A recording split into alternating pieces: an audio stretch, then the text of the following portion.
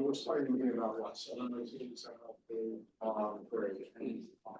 We are live streaming the meeting on NVTC's YouTube channel. And please remember to speak up so our listening audience can hear us.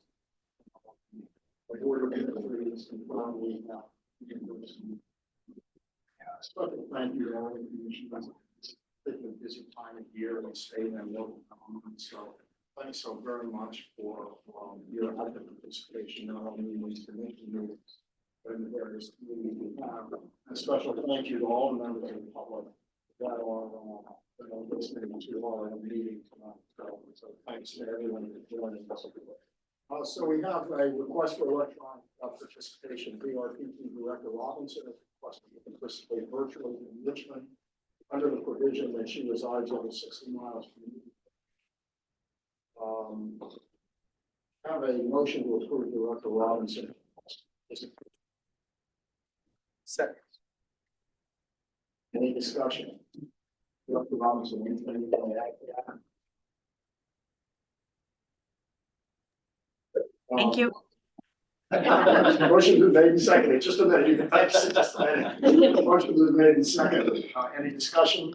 All those in favor signify by saying aye. Aye. Anyone opposed? Any abstentions? Thank you very much. Now you can say thank you. Thank you very much. And thanks a lot for all that you do day in and day out. You've been great to work with. Thank you. Just a couple opening remarks. Nick Donahue, who someone who we know for many years and have the highest respect for, will discuss with us the latest on DNV news. Staff audit the commission.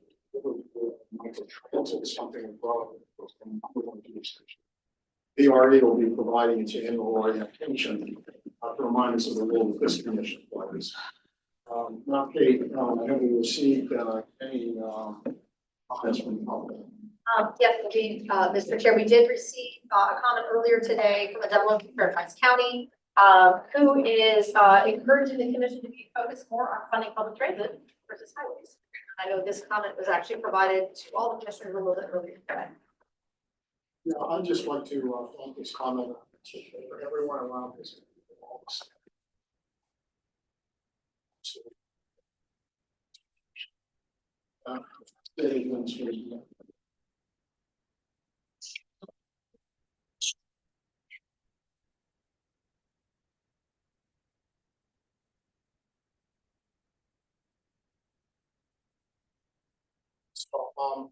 We have last month of minutes before us. Can I have a motion to approve the March 6th? Any discussion?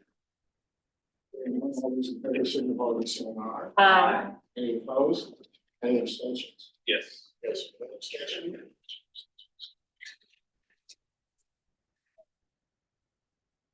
I don't abstain.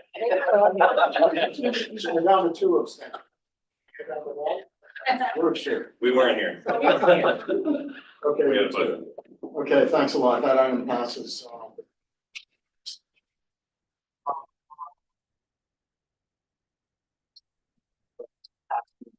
This matters a metropolitan one.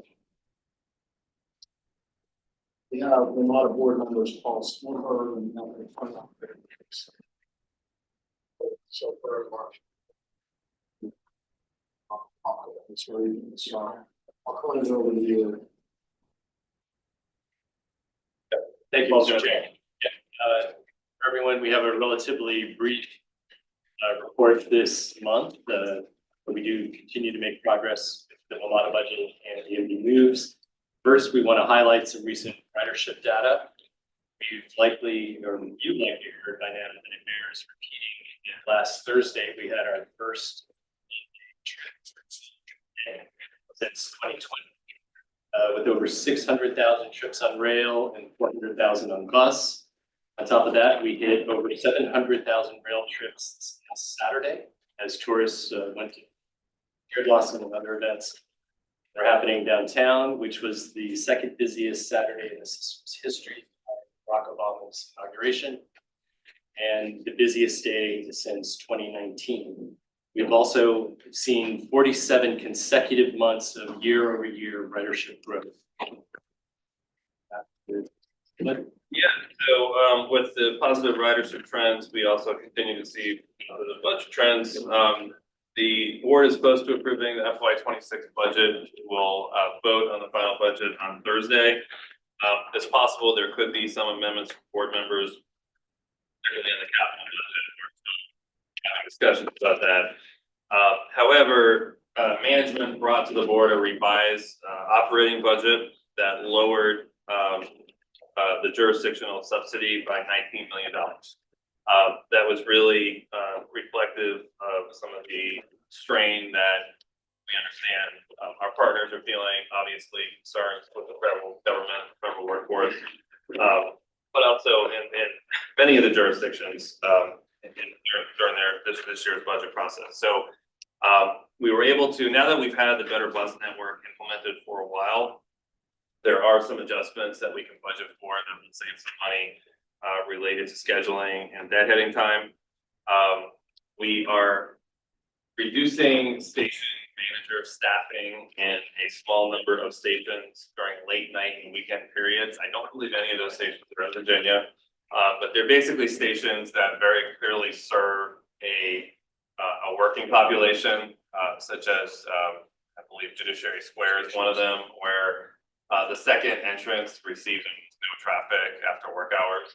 So we're going to remove the station manager there. So there's some savings there. We are deferring the extension of yellow line trains to Greenbelt and 50% yellow line trains to Greenbelt in December. And then there are some additional technology enhancements that are management actions that they are seeking that the general manager feels confident will result in savings. So I'm sure everybody will appreciate a slightly lower bill. Why don't I'll talk about the banning thing and then I'll turn it over to you. So another thing to mention, and it didn't really get as probably as much attention as it did originally, but the board approved a new banning policy. This is really targeted at repeat and egregious offenders on the system that are causing harm to customers and to employees. So unfortunately, we have really, it's almost an identified population of, I think they told us about 100 or so individuals. The way that the justice system treats them are and an arrest is made, but it's a misdemeanor. And the individual who's arrested frequently will then return to the same location. And in some cases will be arrested for the same offense on the same day in the same location. The criminal justice system has just been really inadequate in terms of dealing with these things. We did a sort of review of other transit systems, and we were really unique in the fact that we didn't have what is essentially our own trespass policy. You know, we are the owners, so to speak, of the system. Obviously, it's open to the public, and it should be. But if somebody is really behaving egregiously on the system, then we should have the ability, and now we do have the ability to tell them that we're sorry, but you can't be here. So under the policy, somebody who commits a sex offense or assault will be banned for 45 days for the first offense, 90 days for the second, and a year for the third offense. This policy will go into effect on June 2nd. There is an adjudication and appeal process if an individual feels that they have been unfairly banned from the system, or there is a process in place. But we really think that we could significantly reduce the number of incidents just with this policy, because it is a really small number of people who are committing it. Another thing with that, the thing that I think struck us was offenses or issues. It's really a safety issue, not only for our customers, but members are really offenses or aggressions toward employees. In fact, in some cases, even aggressive and more concerning. So, that's another reason why research into this. Two things real quick. Looking ahead, staff automation. got a pilot going on with the red line right now, so that is continuing. There's been a lot of conversations around automation and signaling, especially. So this work session.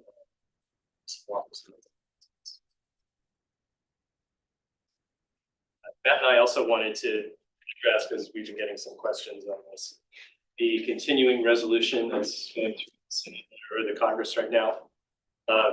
Passed the House, passed the Senate, brought forward by Senator Schumer to address the district's budget issue. Version of that continuing resolution budget cut over 6. A lot of people have asked how that would impact Ramada. In fact, it will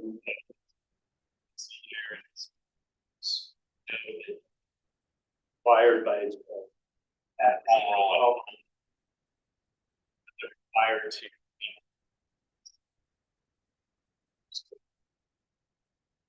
mindful of what's happening, but sort of have a sense of security in some way. I hate to put it that way, but that any cuts or deficiencies would definitely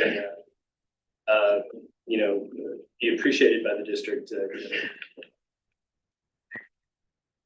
Have to deal with it now. Hopefully, the House will address. They were supposed to potentially address that bill this week, but I don't think they're not taking any votes this week After the proxy. Yeah.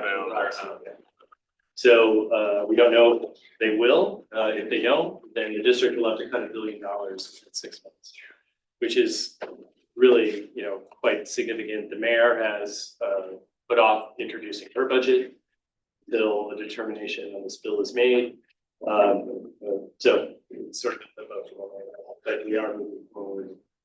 They are comfortable with where we are at right now. So, there we go. Interesting times. Yeah. Okay, commissioners have any questions for all of that? Okay, I'd be a first. Just, our minute one meeting, it's like.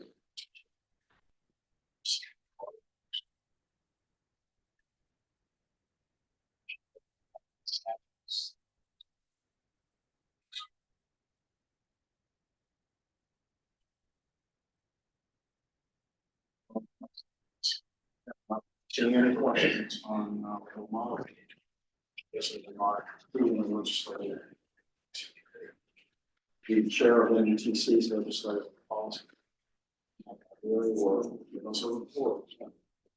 Thank you, Mr. Chair. While the committee did not meet last month, our legislative and policy committee update tonight covers a lot of territory. We will hear from our legislative liaison, Amy Cyber, provide a general assembly update and reconvene session, the governor's vetoes and actions on the budget. We'll then hear from the MD News facilitator, Mr. McDonough, who will provide the commission with an update on the last task force meeting, and the direction of that regional body of work. Senator Evans, the chair of SJ 28, will then provide a look ahead for the SAFE for the year for the work of that subcommittee of the General Assembly. Lastly, we'll hear from the executive director, Ms. Kate Titus, on some potential changes to how statewide transit operating in capital funding. So now I'd like to turn it over to our legislative liaison, Ms. Amy Cyber, to provide a General Assembly update on the reconvened session, which was held on April 2nd.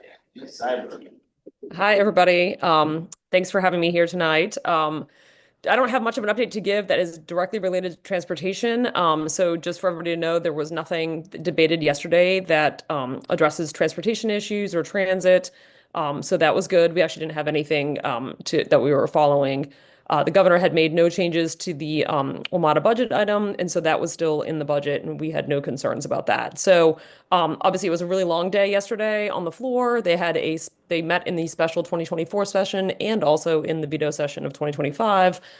Started at noon and didn't finish till 8:30 last night. So it was quite the long day. The governor had made 205 budget amendments to the budget. He had made 150 amendments to bills and had vetoed 160 bills. So they had a lot to go through. They ended up debating about 13 of those vetoes on the floor, even though none of them were overturned. And then they talked quite a bit about all the amended bills that happened yesterday. So We have about 30 days now to see what's going to happen. So all those bills that were amendments were not adopted were sent back to the governor. He has an option, obviously the option to either sign, not sign, and they become law, veto or veto those bills. And the same thing with the budget. So again, like I said, he has 30 days from yesterday to do that. So we'll be anxiously looking at whether he signs the budget, and then we get to move on. So I'm cautiously optimistic that that will happen. But happy to answer any questions, anything specific. Obviously, the senators and delegates who I think are in the room today can provide obviously a lot more color commentary about the floor session yesterday than I can.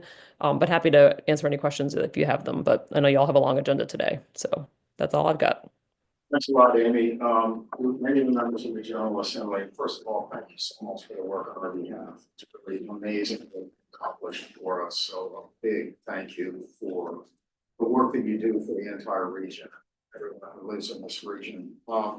You all, anyone, member of the General Assembly, have anything they wish to share, any major points or questions that they want to ask? Good to be done. It was a long day. Oh, bless you. Well, we did have some victories in the budget. Get some outside, I think in the Senate too, right? Where we get to override. About 6. Five.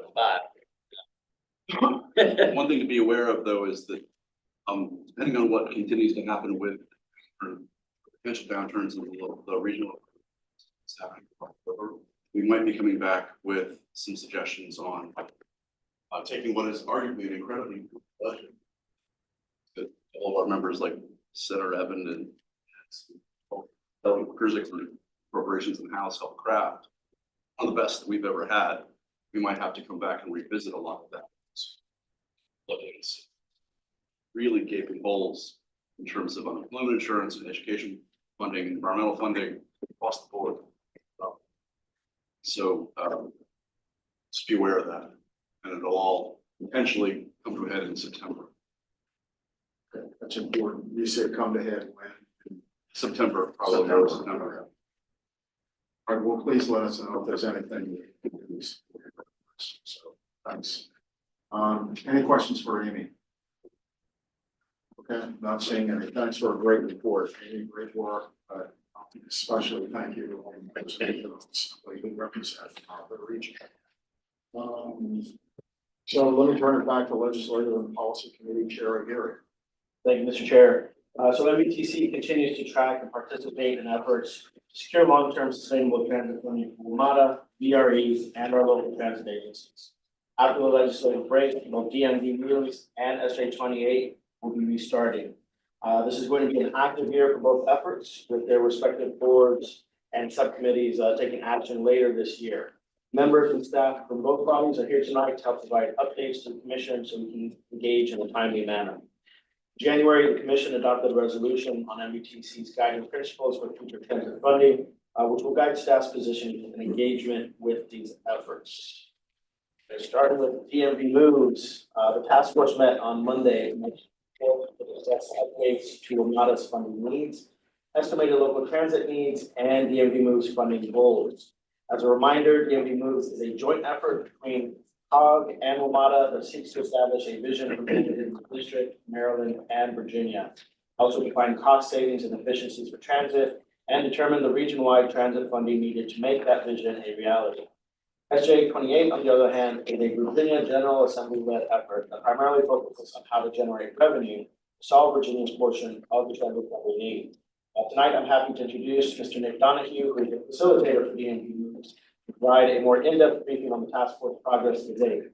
Mr. Donahue, I see you are with us. I am. Good evening, and I really appreciate the opportunity to be with all of you here. I hope you can hear me. Yep, we can hear you. Spectacular, and I believe the slides will be pulled up here shortly. But as was mentioned, I am the facilitator of DMV Moves. DMV Moves is a joint initiative that was established by COG and WMATA. It started in May of 2024 and will continue through this fall. What we're really focused on at DMV Moves is understanding the funding challenges at WMATA, but also looking at the needs of a lot of the local operators in this region. There's 13 other operators beyond WMATA, and understanding what do we need to have world-class transit in this region. Whenever we talk about DMV moves, obviously WMATA is kind of the elephant in the room, if you will. I think it's really important, if we can move to the next slide, to talk about, like, why are we here? And one of the major reasons we are having this discussion today, and this discussion is mostly focused on capital needs, and I'll get into why that is the case here momentarily, but a lot of WMATA's capital program and the things that we as a region have done collectively over the past 2 decades to help provide increased funding for the state of good repair of the WMATA system use fixed revenue sources, which is to say, essentially, they are not keeping up with inflation and they do not grow over time. So as costs have gone up, which was accelerated over the last several years, the ability to use these funds to purchase new rail cars, new buses, and also to undertake track repairs and other needed state of good repair is simply kind of gone down in terms of what this buys.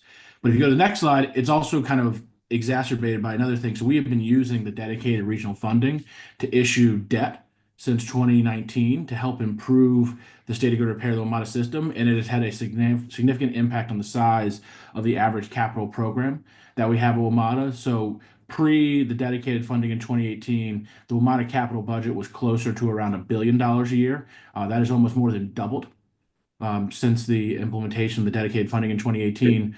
What unfortunately happens, though, in the 2028-2029 timeframe is we essentially run into a cliff because the dedicated funding is flat and fixed, and lose the ability to continue to have a sustainable bond program and issue debt. And so the program, almost kind of year to year, but over a 3-year period, drops by about $900 million and then stays at that lower level moving forward.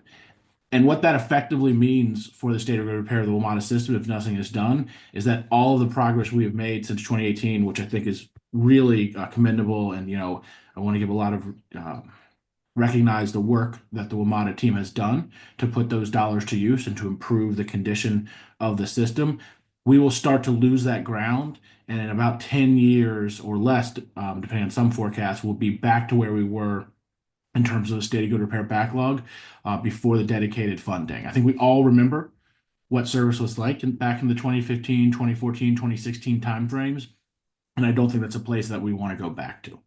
So if you go to the next slide, I want to talk a little bit about what the current discussions with the task force have been about potential solutions to address WMATA's funding needs, but also provide some enhancements to improve the service, but also provide more flexibility and cost efficiencies in the future. And so you can see 2 boxes on the screen here. The first deals with reinvesting and modernizing the existing system. So in this, the bulk of this funding deals with addressing the state of good repair of the existing WMATA system. This does not eliminate WMATA's backlog. Very few transportation agencies have a state of good repair backlog of 0, but what it will allow WMATA to do is to lower that backlog from where it is today to a place where we'll have a high level of performance and reliability, and importantly, be able to sustain that level of backlog over time. And then it also addresses some major issues that have been known for a long time at WMATA, but the funding has not been available to address, which is namely replacing WMATA's signaling system. To put the signaling system in perspective, the current signaling system was designed when the rotary phone was the most typical form of phone in the United States. So that was a very long time ago. In case any of you haven't had one in a long time. It also will allow for rail automation, which will help improve efficiency of the WMATA metro rail system, as well as allow for increases in capacity. On the other side of the screen, you can see there's also a concept about bus priority, which is addressing some issues that we heard a lot from stakeholders in the advisory groups that are part of DMV Moves, as well as task force members, and from a survey of the public, where folks indicated a desire to see increased frequency, particularly on the bus side, to address ridership needs, in a lot of cases also in the off-peak times. And this will be looking at ways to make capital investments to allow us to improve the performance of high-frequency bus routes, while also finding ways to increase service through those capital investments by creating operating savings. So if you go to the next slide, One of the other things that we were talking about originally, and I want to say at this time, we have kind of parked for the time being, though clearly there's a lot of things going on in the region, and we'll clearly be watching, what the impacts of some of the uncertainty coming out of the federal government might mean for WMATA moving forward. But and when we started this process, WMATA was projecting to have an operating deficit in 2028, even with the benchmarking or rebaselining of the operating subsidies that took place last year through a number of things, but namely a reoccurring budget savings, some efforts to improve efficiencies and reduce costs, but also increased ridership and revenues. WMATA currently projects that $140 million deficit that they had identified last spring will be at zero. Now, again, there are a lot of headwinds and other things that are out there that I, want to recognize. And luckily, DMV moves will be continuing into the fall. And so we'll continue to monitor that and understand what, if any, impact those headwinds may have on riderships and this projected operating deficit or lack thereof.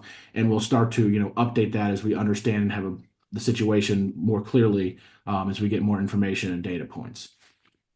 This next slide really, though, I think is an important slide. And this deals again just with giving you a sense of what happens if we don't take steps to address the state of good repair needs in the system. And that is the red line you see on that. Right now, the state of good repair backlog of WMATA is around $4 billion. In the FY 36-37 timeframe, it will creep back up to 7 or 8 billion. That is where we were in 2017 before the dedicated funding, when we had a host of issues related to reliability. There were tons of escalator problems and other things that many in this room, I'm sure, are very familiar with. This black line shows you where WMATA estimates the state of good repair backlog will be with the funding that we talked about on the previous slide. And what you can see here, and I think it is very important, and we looked out over an extended period of time, is that we can reach a sustainable level of performance where the service will be reliable and will meet the needs of customers there. And so this is what that funding helps provide in terms of taking care of our existing system, and importantly, making sure that the solution is sustainable over time so that we are not back here again in 10 years trying to address the state of good repair needs of WMATA. But as I mentioned, we're looking beyond just the state of good repair needs of WMATA and also talking about what are some of the needs when it comes to world-class transit for this region. And the direction we received from the task force on the next slide was to really focus on ways to leverage the existing system. And in that, really the direction was, and again, this was not always unanimous, was not to look at expanding the footprint of the system or major additions of that nature, but taking the assets we have and using them more effectively and getting as much capacity out of them as we could. But also while doing that, and if you move to the next slide, looking at ways to try and make that service more efficient. So beyond just the state of good repair needs that I've talked about, there's two other components that are included in the funding that I showed on slide 4. The first was rail automation, and this was something that would be implemented in conjunction with replacing WMATA's aging signaling system.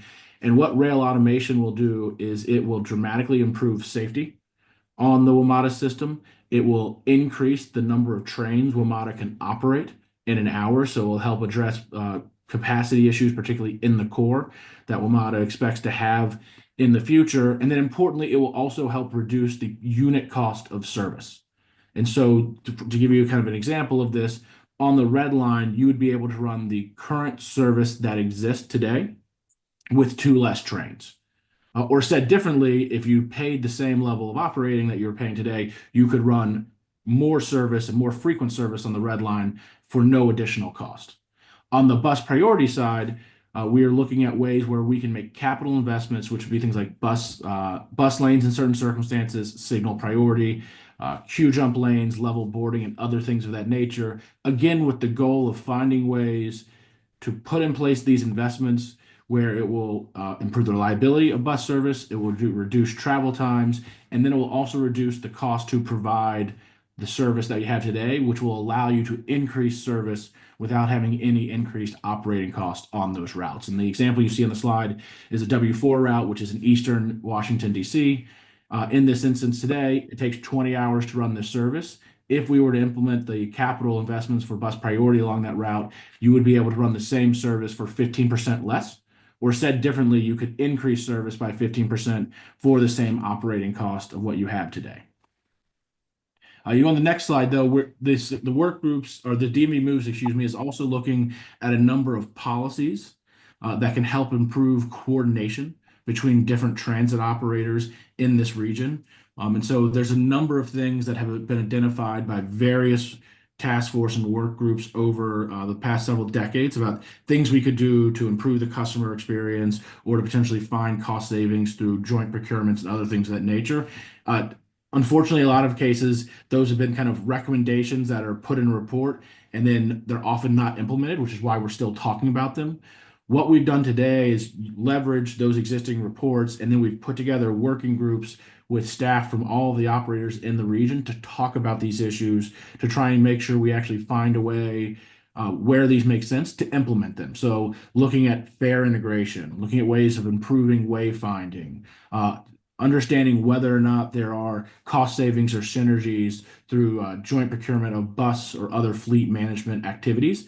And so we have been working on these and expect to have some report outs in June on kind of action plans on what can be implemented now, what requires some additional work, or what, as we've dug into it deeper, may have some issues that make it not feasible to move forward with. But we do expect there will be a number of items where there are opportunities to kind of make progress and move forward.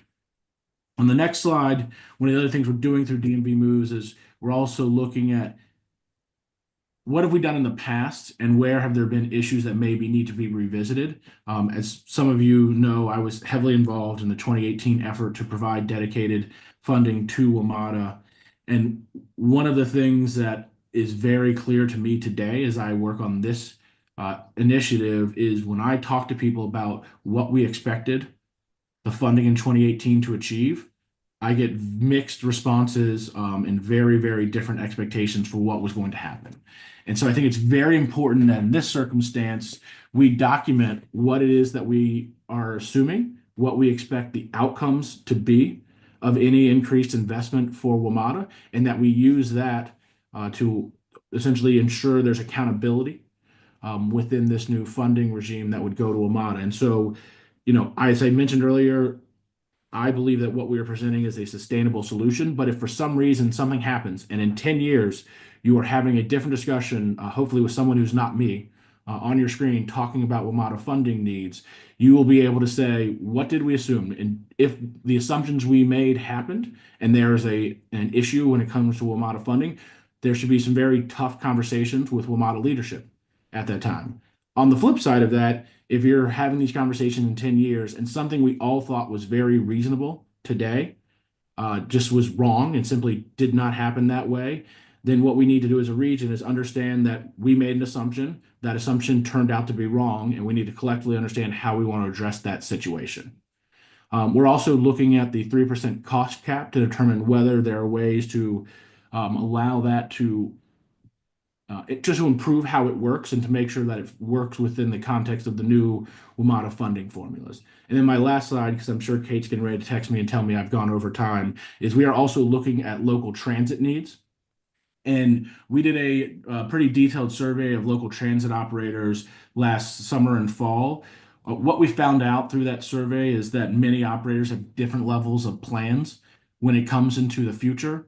And that has kind of impacted our ability to use that survey data to look at and kind of analyze or identify local needs. And so what we're actually proposing at this time on the bus side is that we will use regional service design guidelines that are being developed as a part of the working groups I mentioned 2 slides ago to look at existing local bus service and identify whether or not there are any gaps in that service where there may be opportunities to provide cost-effective service that would have good levels of ridership. And then if there are, identify what it would take to fund those routes. On the commuter rail side, we did do some work with VRE and MARC last summer. That was obviously prior to the announcement by the Virginia Passenger Rail Authority about the acquisition of the Manassas line. And as you all know, that acquisition has a significant impact on what is possible in terms of commuter rail in this region. And so we will be sitting down with Mark and VRE to revise a number of these figures. But in both of these, we will have information in the summer that we'll be able to provide it as a part of the DMV Moves work. And with that, Chair Snyder, I'd be happy to answer any questions that you or others on the commission may have. Those of us who have worked with you over many years, we really appreciate this commitment to the public, the fact that public service. Let me start the discussion with a couple of key points. It's really important for long-term sustainable funding for WMATA and our other systems be solved regionally. We appreciate the work of WMATA accordingly. And we especially appreciate the work of our commissioners. Paul, plus former commissioner of the NVTC, Jeff Shea, and Delegate Mark Stickles especially. We really appreciate everyone that's been deeply involved in these efforts on a day-to-day basis. We've laid out our initial position of that resolution 552, and it's always close to me. So we're looking to make a wallet-sized version of this so that everybody can readily available. But that's where the commission came together with a consensus with some general recommendations. So I want to thank everyone involved for the work consistent. We want to make sure that the outcome of the process provides adequate growth in revenues to meet current operating and capital needs for WMATA, VRE, local transit operators in Northern Virginia. We want the funding solution to build upon or perhaps even reducing the existing burden on local and regional revenue sources. Feel strongly that NVTC continues to be a model for distributing existing and any future revenues for WMATA, VRE, and our local systems. Continuing the decades-long role of NVTC in managing those transit funds. In other words, here's the table where everybody comes together to work things out and to move collective regional agenda. Virginia needs to come up with our own revenue solution to match Virginia's funding needs for WMATA, VRE, and the local systems. We look to SJ 28 and our legislative colleagues to help solve Virginia. And again, thanks to everyone for facilitating this important effort. We know that there are a lot of uncertainties in the regional economy, so we appreciate the confidence for the regional dialogue and securing future investments in transit. So I thought I'd lay out a couple of these points and refer again to a resolution. Now it's time, commissioners, what points do you want to make? Any questions or comments? Yeah, Paul. Nick, this is Paul Smedberg. Maybe, for everyone's information, could you just describe the two work groups that you're doing a lot of work with? The makeup of those groups, I think that would be important for us to understand. Yes, thank you, Chair Smedberg. And so in terms of the kind of the structure of DMV moves, there's the task force, which is chaired by Paul Smedberg, as well as Charles Allen from the District of Columbia, which consists of elected officials, from the DMV region, and is a mix of COG and WMATA board members. They are supported by two advisory groups. One is the Community Partners Advisory Group, which is chaired by Jack McDougall, the director of the Greater Washington Board of Trade. It has all kind of community stakeholders such as business groups, transit advocates, Greater Washington, the universities, and a whole host of other kind of stakeholders, but who are outside of government, but are interested in kind of this region's economic future, as well as transportation in the region. And then there's also the Government Partners Advisory Group, which is chaired by Brian Hill, from Fairfax County, that consists of all of the chief administrative officers from the region, as well as the directors of all of the other transit services, bus, VRE, MARC, that operate in this region. And in these advisory groups, what we are doing is really digging through a lot of the details, having discussions, going back and forth, surfacing questions, and then working through those to then bring back a more refined product to the task force. And so it has been, I think, a lot of healthy discussion at the advisory groups that have allowed us to bring back refined and better numbers to the task force as we've worked through this process over the last 9 months. Yeah. Hey Nick, Kanick here. Thanks again for all your work and leadership on this. I do have one slight concern. I thought this kind of got quashed, this whole local bus consolidation thing, because local bus systems reflect local government values and priorities. There's a reason that we all have our local systems. I believe in the last DMV Moves meeting, Senator Surville was pushing for examining a consolidated bus system. I want folks to understand that spending time discussing eliminating local bus systems instead of looking at improving coordination means that we're actually have a bigger issue of sustainable funding. Our local bus systems already complement the model regional system. And we as city and counties created local bus systems that can do and provide local services that meet our local needs. DMV Moves has much higher priorities to focus on, in my opinion. So I guess my question is kind of, do we really need to take time to show up and have this discussion? And I hope not, because as a Dodge stockholder and rider, I want to keep my dad serving. Well, no, thank you for that question. So this was most certainly a topic of discussion at the last task force meeting. And so I want to highlight a few points that I hope will address the concerns that you've raised. And I suspect if they don't, you will enlighten me and clarify where maybe I've fallen short or have some other points you'd like to raise. Clark Mercer, the director of COG, noted at the task force that DMV Moves from the outset told the bus operators in the region that we were going to focus on coordination and ways in which the different agencies could work together to create a more seamless and integrated customer experience. That is our focus. And so, let me give you a few examples here, like wayfinding. Are there ways that we can reduce signage clutter that can be confusing for people who travel between jurisdictions, and you're looking at, the bus stop and you see 5 different signs from 5 different providers, which if you're an everyday rider, probably isn't confusing. But if you're someone who's now using the system outside of your jurisdiction, that can be overwhelming. Another example is at that stop where there's 3, say a different stop where there's 3 providers. If you need to call to get more information about what's going on, right now you have to call 3 different numbers. It seems like perhaps there's an opportunity to create one number you can call where the person who answers the phone can talk to you about all of the bus service in the region, because we provide them with training and information on all of those services. There were several folks who raised the idea of of the consolidation of the local bus operators in the region at the last task force.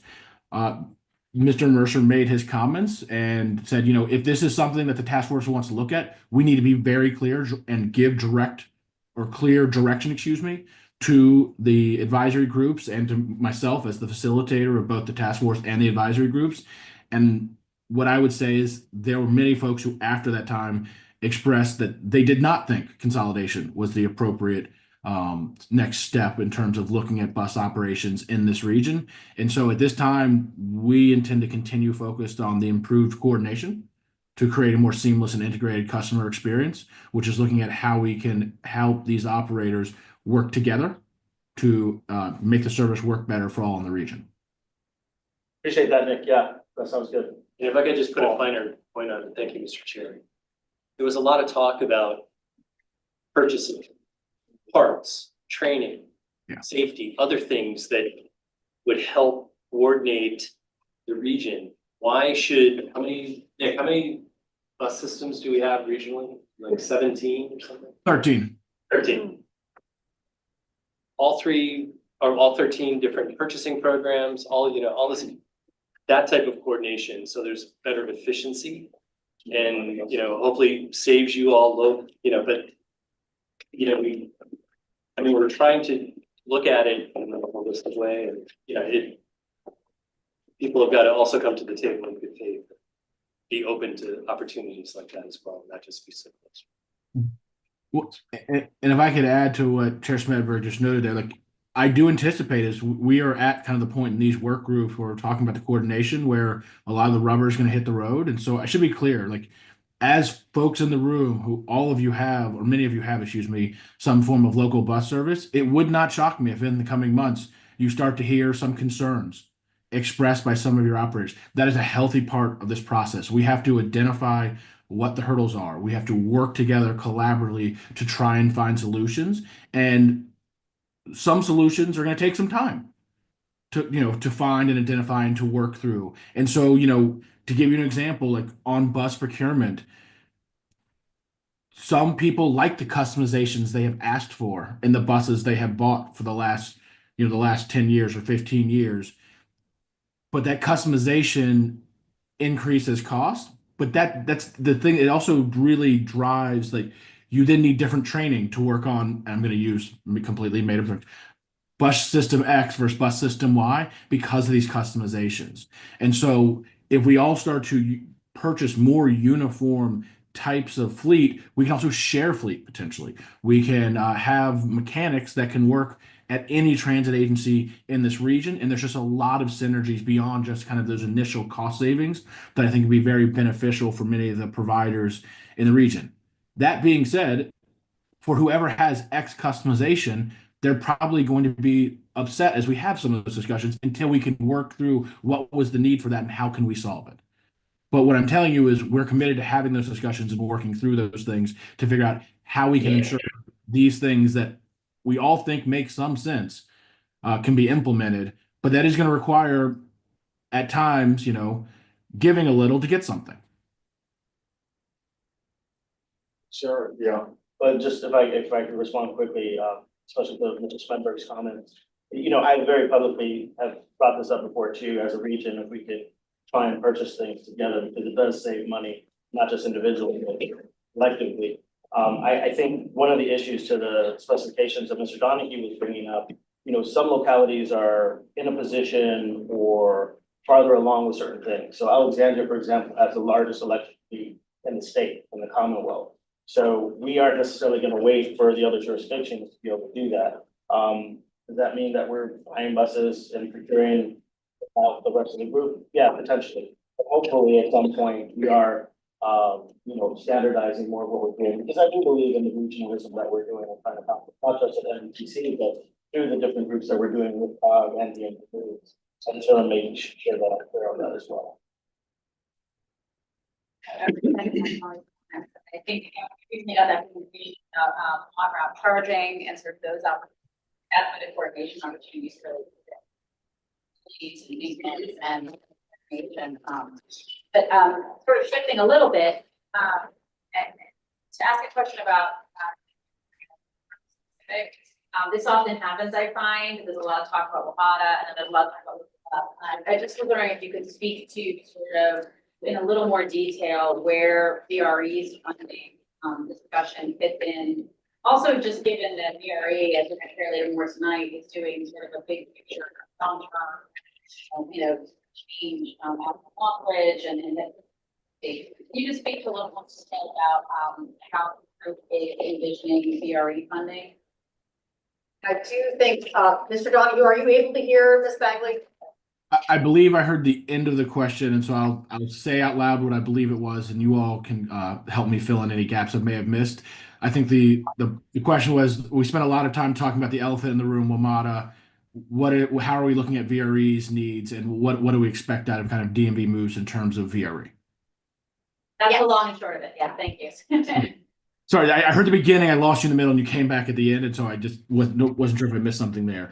So I think it is fair to say that there are a lot of oxygen in the room has been spent on WMATA at this time. At the same time, the WMATA budget is larger than all of the other budgets when you put together there, and they're represent 85% of the ridership. At the same time, the other services are extremely important to the region and provide service that is simply we couldn't exist without.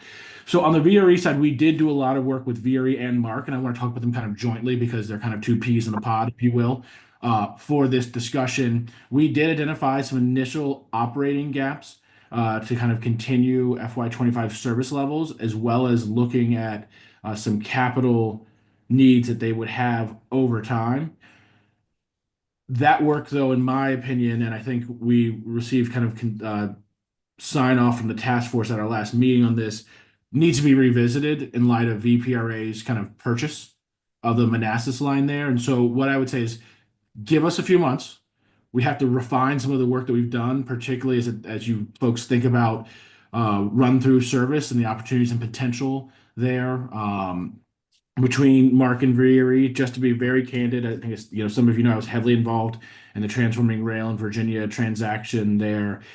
And the Manassas line purchase along with that, does more for run-through service than I think we contemplated could have been possible when we started working on some of the commuter rail and VRE needs at that time. And so we just have to, we really had to go and sit down with VRE and Mark and revisit the work we've done to date.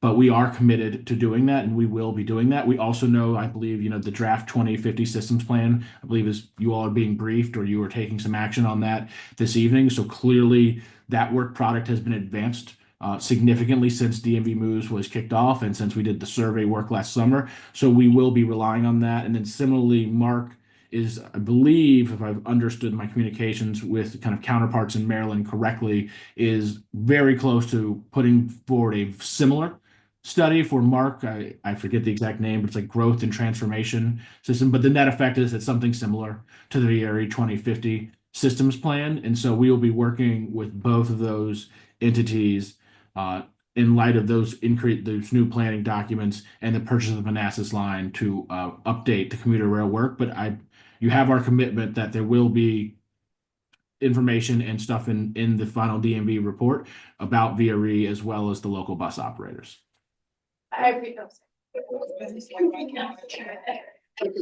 the end of the show, by the way. No, we'll have a couple other committees. Well, Matt Inferno, Matt. Yeah, maybe I'll offer slightly different date, probably not when it comes down to breast size, because at the end of the day, DMV Moves is gonna make recommendations. And that's up to the elected officials, and elected bodies to decide what to do with them. So I'm gonna offer you a little bit of the opposite and maybe lean harder into the disruptive part of this. Because I don't think the model that we currently have is sustainable for a couple of reasons. Number one, we are not making efficient use of the total volume of transit money that's available to us. We just aren't, because it's too split. And Metro obviously gets the bulk of that, and Metro by magnitude does the most maintenance and has all that kind of stuff. So the answer isn't necessarily perhaps one bus operator, but as we've been saying, it is to maybe look at one maintenance provider or one fleet type or something like that. And the other thing is, I just think we kind of have to have a realization about, it's one thing to look at the numbers on a chart and you see the fiscal cliff, but the reality is we're reaching the point where we're going to have to come up with that money. And we're doing it in an environment where the federal government may feel a little bit differently about funding transit as the previous administration did. So we have to drive value to the maximum extent possible of the total amount of transit money that's available. And that may mean doing things differently than what we've done. And it may mean some discomfort, but Metro really needs this capital money. I mean, we've seen the reason why we're able to give the ridership reports that we have and the system functioning is because you see what happens when we invest in it. I mean, it's not complicated, but you put that money in, you get results. The system does not break down. We don't have fires all over the place. All the things that were happening aren't happening anymore. And that's because the capital program, and it's not just money, it's also the way it's being managed and functioned much better than it was. But, we can't go back to those days or else, we know what happened. So, but going out to the public in this environment and asking them to give more money to transit, they're going to want from us the maximization of that value. And for them, they don't distinguish as much between the operators and between a bus is a bus and a train is a train. They want to get to where they're going. So I'm not saying, jurisdictions should lose the ability to, have operating authority or anything like that. But I do think, I hope the DMV Moves group is going to push the envelope on some of this disruption, because I think it's what we need at this point. And then if some of these recommendations get left on the shelf, that's part of the problem. Thanks, Matt. Matt, do you have any? Thank you very much for the facilitation. I'm just kind of towards the mic so you can hear. This conversation sort of is an example of the great policy ongoing work that we have to do.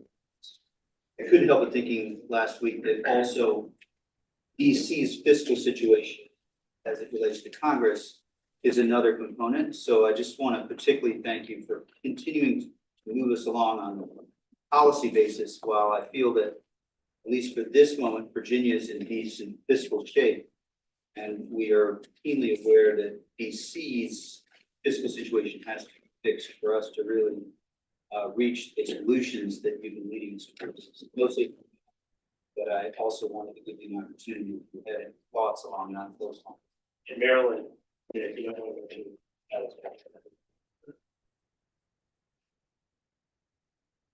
No, so thank you for those comments. So, I think that what we have been focused on to date is really making sure that we had dug through the numbers, had vetted the numbers, understood what that funding would deliver, and whether or not what it was delivering is what we thought was appropriate. As you heard at the task force last week, but that I have kind of glossed over today because it's now in the past from my perspective, is we had an entirely different proposal last fall. We spent several months digging through it, and we have dramatically changed kind of what that ask is. And I now think the task force feels more comfortable with where the numbers are and what the ask are in front of them, and what that delivers. Again, is something that I think they think is worthwhile because it does ensure kind of that long-term state of grid repair, but also I think as Mr. Letourneau was kind of noting there, leans in, particularly on some of these like cost efficiency measures where we can drive down the unit operating cost of providing service here. And so now in DMV moves, we're going to start to pivot to kind of this other discussion that you just brought up, sir, about like, okay, now that we have a better sense of what this number is and what it will buy, what does that mean, one, for each jurisdiction? And, clearly in Virginia, that then, goes out to, it's not just Northern Virginia, then goes down to the jurisdictional level, whereas in Maryland, the state typically pays the entire bill. But we're going to start to talk about, okay, what does that mean for DC? What does that mean for Maryland? What does that mean for Virginia? And then start to have discussions about how potentially could that funding be addressed there. Now, clearly, I think as was noted earlier, DMV Moves is going to make recommendations, and those will then enter the political process in the fall, where many folks in this room and the Richmond, Annapolis, and the DC Council will have a variety of discussions about how they want to react, to those discussions. And I think importantly, also in Virginia, there's also the ongoing discussion, which I'm sure we brought up in the SJ28 discussion, about what to do with kind of the ongoing operating rebaselining, which was paid for, through 2 years, and kind of the operating, not the operating, the budget, which runs through the current fiscal year. But clearly, like, there's going to be a need there as well in Virginia to figure out how that portion kind of this funding puzzle is addressed as well.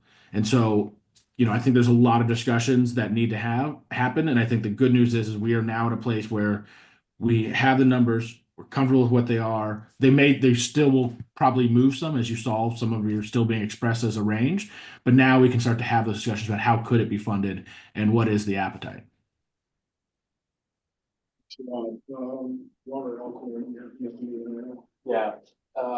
Yeah, just a couple of points. First of all, Nick, thank you for bringing up the re-benchmarking. And it's not just the state, but it's also the local governments that are paying more after the re-benchmarking. I think that gets better. It's an issue I know we're talking about on SJ28. It's looking more deeply at how transit is being paid currently, how it's being financed currently. Who's paying for it? What are the mechanisms? And for local governments, it's a really heavy dependence on property taxes. And, in the long run, does it make sense for transit to be competing with schools and fire and police and other local government services? Or should we be thinking about that in a different way? So I appreciate you bringing up re-benchmarking, because it's something that we work through. The other point is the structure that we've set up for transit financing in Northern Virginia is effectively through NVTC. And the ability for us as local and state elected officials to basically coordinate and have these conversations, sometimes to argue, but frankly, to make sure that there's accountability of transit operators to taxpayers, in fact, is really important. So I would hope that we would, whatever system or sources of revenue are come up with, that at least here in Northern Virginia, that will be able to put this structure in place so that we can assure that some of the coordination that's so critical, between Metro, just talking about bus service, GRE, we're getting into these are many times overlapping systems, and And if not managed carefully, then we really could lose.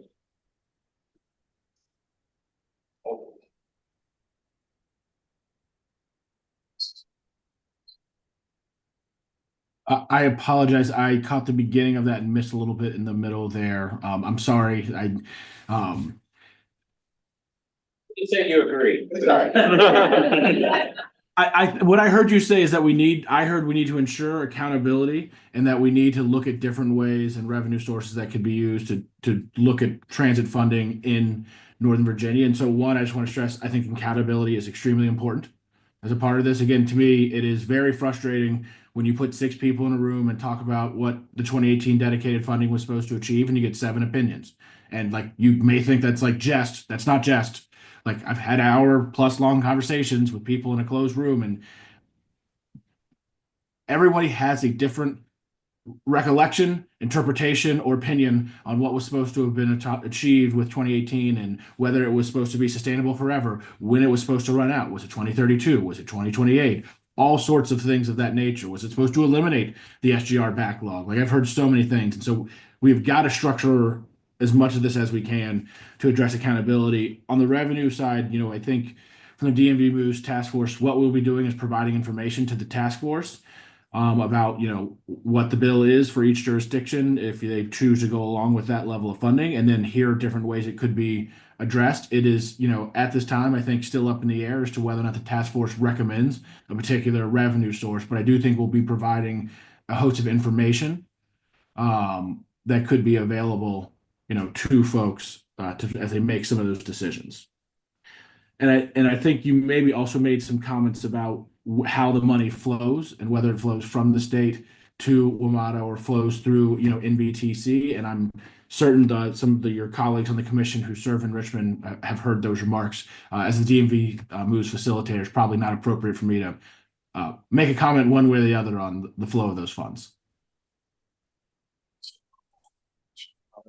Yeah, final comment, Mr. Chair. I just want to acknowledge the very thoughtful, strategic approach that Nick is taking to this and all the work that he has done with regional partners, work groups, task force members, a lot of folks and others, to get us to this point. I just want to acknowledge that.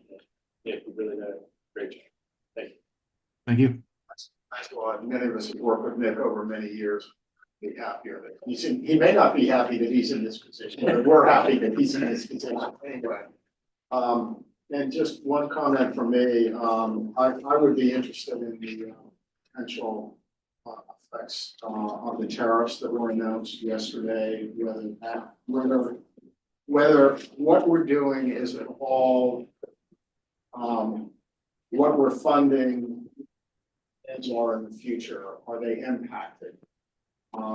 And things moving very rapidly. I know it's hard to put a number, not asking for that, but I think it would be helpful to know to what extent and that impact our long term. So that's one for me. Any other questions or comments? Well, let me conclude with one more comment, Mr. Chair. Let me just say that I agree with every comment that's made tonight. And every one of Nick's responses to it. So, but again, seriously, this is exactly what NVTC is all about. It's really helpful, and thank you for your service for all of us. Anything else from anyone? Yeah, I'll turn it back. Thank you, Mr. Chair. So while SJ 28 hasn't met yet this year, if Senator Evans is willing, look into the crystal ball. Yeah, we're gearing up to get some things done this year with SJ 28 Joint Subcommittee. Our next meeting is going to be at 2 p.m. on April 22nd at Northern Virginia Transportation Authority. We're kind of moving them around a little bit. We're going to have one at the Metro headquarters in Alexandria as well before we come back to have another one here. But the meeting on April 22nd will be provide a refresher on existing transit funding operations or sources and how it works. And the funding challenges faced by our transit agencies, and we'll continue our discussion kind of at a high level on what a funding solution might look like in Virginia. And then looking ahead, we've got an additional 3 meetings in 20 to wrap up. And we're going to discuss an updated series of revenue estimates from up to 15 potential sources. In September, we'll focus on a refined set of transit needs before we develop a recommendation at our final meeting, hopefully in November. And I want to thank Commissioner Alcorn and Director Mattice for being so active in the meeting. So thank you for your work and also for all the facilitation from, we have a technical support group that has really great staff, not just of NVTC, but of different area agencies. So we're working to come up with the magic solution. Great solution. Thanks, Senator Evan. Now, if Mr. Tice is available, I can provide an update on TISDAC, the Transit Service Delivery and Advisory Committee, and any federal matters. Thank you, Mr. Chair. So the Commonwealth Transportation Board's Transit Subcommittee just a couple weeks back introduced this. I've already, and I know I'm going to have Director Robinson mention this, but the DRPT has decided to do a re-examination this year of the formulas that are being used to the allocation of capital and operating funding. This is actually required by code that every 3 years there's a re-examination. So this is something that is just kicking off right now. To give you a little sense of scope, this is just for our crossing officers this year. You're even not be affected by this, nor would Vermont. So this is the portion of the DRPT funding that is used via formula to allocate to our operators. And then also a program that funds capital. And so the Transit Service Delivery Advisory Committee, I sit on that on behalf actually of the Virginia Transit Association. So again, we just had that first meeting this week, but it's really we're on a sort of path of re-examination. Just to give a little bit of background, there was a major change in 2017-18 tied to the development of Squawk and Ramada pulling out. They did was a lot of work on what the used. And so we're definitely going to be watchful of what DRPT wants to do with new or different. That could affect the amount of funding that our local bus systems get. And this is again over the course of this year with a schedule of looking at having a new policy approved by the Commonwealth Transportation Board later in December. And I did give her a heads up, but Director Robinson, did you want to add anything more to the remarks that I just made about what we're doing? Thank you, Kate. Can you hear me okay? Yeah. Great. You pretty much covered it. I won't go into too much detail right now because DRPT staff is working with a consultant, Kimley Horn, on this effort. And we plan to bring back to the TISDAC in a couple months some recommendations that we'll then have another dialogue on. And as Kate mentioned, code requires this review of our merit operating formula. Merit stands for making oh my goodness. Merit. Kate, what's the E? Making efficient and responsible investments in transit. Sorry, I had a little brain fog there. But that's exactly what we want to make sure we're doing. As years have passed since COVID, we see the formula playing out a little differently with providers. And so we're going to be going through a lot of scenarios and being very, making this a very collaborative effort with TISDAC members as it was in the past. And potentially we will have some tweaks and improvements to recommend to the CTB, but we'll see where this plays out. And as we mentioned to the members earlier this week, no matter what policy gets approved by the CTB, we already have planned for a full year of kind of education and working with our partners before implementation. So we wouldn't want any partner to think that we were going to change any policy or formula and then make it effective immediately. We're going to give everybody lots of time to get familiar with and prepared for what comes next. Thank you very much. So again, anything that's coming up, let me step back a second. So we're working very closely with all of the jurisdictional staff. Moving through, we actually have sort of an ongoing working group when things like TISDACs are coming up. So we'll be engaging with the technical staff, but also bringing back to this body where it's important times where NVTC needs to provide formal comment. There's actually a public comment at every one of the TISDAC meetings, and then also there'll be opportunities to testify. In addition to me just being there at all the meetings, and voices. So this was something new, hadn't come up in a while, and so we just want to alert the commission, and our local bus systems, on things that may be coming up related to transit funding. Any questions? Okay, do you want to move on to the follow-up? I do, and we do actually have write-ups in our meeting materials. Just a couple things I wanted to highlight. The continuing resolution that was passed, and we had some conversation about the District of Columbia and those things. When it comes to public transit and the formula funding that's being put out, that actually is matching the authorized levels. There was no change, or any significant change in the amount of funding that is being provided this year to WMATA, VRE, and PRTC. Also, there was fully funding of PRIA, which is the dedicated capital state of repair funding for WMATA. That again went through the CR as fully funded. Obviously, we need to look in the future as to any changes in the way that money is allocated. The other thing is there's a President Trump's nominee to the Federal Transit Administration, Mark Molinaro. He actually just had his confirmation hearing before Senate Banking yesterday. My understanding went very well. I think there's a number of folks that in the transit sphere who had conversations with them. He actually is a transit advocate. He's from just outside of New York City. It seems like a really, a pretty good person to lead that organization. Obviously, administration policies may change, but I think that I don't anticipate there's a problem with his appointment going through. And then finally, I'm going to be heading this weekend to the American Public Transportation Association's conference, and I'm going to be participating in their reauthorization conversations. Again, this is reauthorization of the surface transportation, currently the IIJA bill. So I think I'll probably learn a lot about what's going on in that space, in addition to hearing some of the administration's priorities with that. So I will be reporting back to all of you following that meeting. And so that is my federal and TISDAC here. Any questions for any of our presenters? And I'm seeing them, I'll work from the chair of the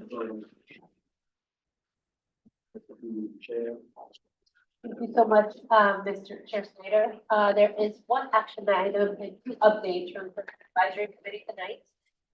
The commission will be asked to authorize the executive director to execute the contract award for Route 7 ERT. Very exciting. Staff will then provide a microtransit 101 presentation, adopt a request for the mission last month. Lastly, there's a brief update on the I-395-95 commuter choice program. With that, I'm very happy to turn it over to Vikram Sinha for good news about Envision Route 7. Thank you, Commissioner. So with that introduction, the big news is that our fiscal year 2023 community project grant, which was sponsored by Congressman Matt Beyer and Jerry Connolly, was awarded last week by the Federal Transit Administration, which makes this action item all the more exciting for us. As a reminder, the Commission in December authorized the staff to issue an RFP for an evaluation process. Staff has selected one. Tonight we are asking for action. The primary area for the study for this next phase of work is in Fairfax County, between Seven Corners and the Mark Center area. The effort will collect traffic data and understand the operation impacts on bus rapid transit along the corridor. The study will also resolve the southern the analysis. The local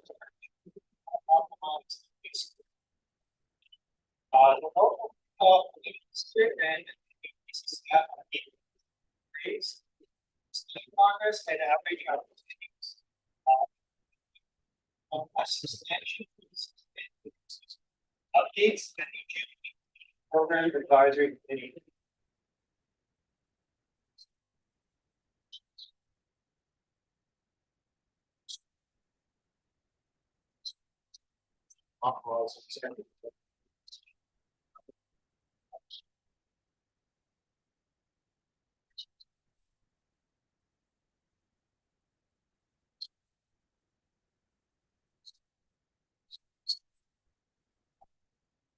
All those in favor, signify by saying aye. Aye. Opposed? Abstentions? And I'll ask Tiffany if you could,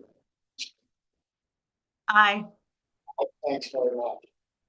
This is, meetings. To,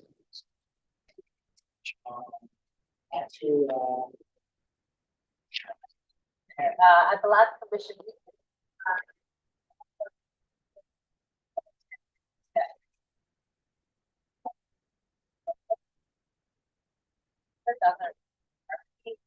provide an overview and gave a 101 presentation on microtransit. What microtransit is, how it works, where it exists or is being considered in Northern Virginia as a key policy consideration. Is that alternative over Dr. Harvey? Thank you. Let's try going one slide. All right, cool. Gotta click up because animation's quick into this thing. So today I'm going to be talking about microtransit. I'm going to be giving a bit of an overview. I recognize this is a new topic for not just this audience, but also probably for a lot of people who are working in jurisdictions. There's a lot of level setting of what it is to begin with, and the hardest question is really started with what it is, because it really depends on who you ask. There's a lot of potential different attributes to microtransit. One of the most consistent ones is that it's on demand, which means you must make a request for the vehicle to come pick you up. But other things that can vary from system to system include things like whether you reserve with an app, the vehicle size, serving zones, grouping with other riders, etc. There's a lot of other attributes there. On the right of the screen, you can see here, there's an example of different types of vehicles that can and have been used microtransit. The top photo is from our friends over in County on the ride. This is what they have, and I'll talk about that in a little bit, but they have some active microtransit. And that little picture at the top of the screen is actually from a DFT report about microtransit, kind of giving an overview of the process. But I'll talk about more of that in a moment. Okay, so the operations of microtransit are also very different, and I'm explaining this because when you hear someone talk about microtransit, I've heard of that before, this is what it is, and you might be talking about an apple compared to an orange situation. The microtransit can have varying types of operations where you might have something that's a little more similar to like a bus system, where you might have virtual bus stops, which are bus stops that kind of be created to group riders together to get on a vehicle, or you might have more direct door-to-door service, like you have like a shared taxi. So these graphics you can see on this slide indicate what it might be like. If the shared bus stop, virtual bus service, you would walk to a stop, be picked up, and those stops can change and vary depending on the algorithm behind it. But essentially, it means that you don't necessarily need to pick up directly in the location. The graphic on the right shows that it's more that you can pick up directly where you want to be picked up and drop off. That's a lot of words to try and explain that. So I've got some animations that are going to demonstrate this. And we're going to directly compare digital bus to microtransit to sort of show you how these things are different from each other. This is all reason I got this. So on the right of the screen, to level set, we've got the step-by-step instructions on how to catch a bus. Is this for all audiences? If you take this home, sure you can get whatever. On the top left, you're going to see the little purple person with that star is, and this person's going to make a trip to the yellow star at the bottom right. So you first, this is how you catch a bus, walk to a stop, the little person walk down there, wait for your bus, and then you get on your bus and ride in the route, picking up other passengers on the way, get to your stop, get off, walk to your destination. That's how you catch a bus. Now we're going to compare this to microtransit. So same layout, same person on the top left, same journey down to the bottom right. But now instead of having that fixed route, which is now gone, you'll notice, we're going to catch microtransit. First thing you do is you press the pickup. So you open your app and reserve the vehicle or reserve a trip. This app, by the way, is the OmniRide app. I downloaded it myself and looked at it and selected a trip. So you can see this is what it looks like if you use it in this region. Then you wait for your vehicle. So we're going to have the vehicle pop up. And then you get in the vehicle and maybe pick up other passengers from the drive to your destination. And in this case, you're showing an example of the shared bus stop where you're going to get up here and just walk your past destination. That's how it looks a little bit different to catching a bus. You don't have a designated route, a schedule, order a trip to come pick you up, and you share a vehicle sometimes, but you're not gonna have any. This is kind of how it works. Instructions are on the right screen for this one as well, but they're a little bit different in their operation. Now, demand response is a broad umbrella of what transit is, and this is not a new concept or a new thing. Demand response has been around and used for half a century now. Most commonly, you're probably familiar with paratransit. That is the demand response. A big difference between microtransit and paratransit is that paratransit has certain rules that restrict who can use it. It's intended for people with disabilities, whether that's a long-term thing or whether it's a short-term thing.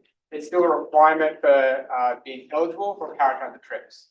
Microtransit, on the other hand, is intended to be a public thing where anyone can. One of the main differences between microtransit as well is that when this newer form of demand response came along, it came along with a wave of new technology. So the algorithms that figure out how to do trips and everything, the apps, that is kind of what brought along this new wave of demand response. The term microtransit itself only came around 2014. So while we're talking about this just over a decade later, the term is relatively new in the space, but the concept itself. In Virginia specifically, there's been multiple pilots over the last 5 years or so.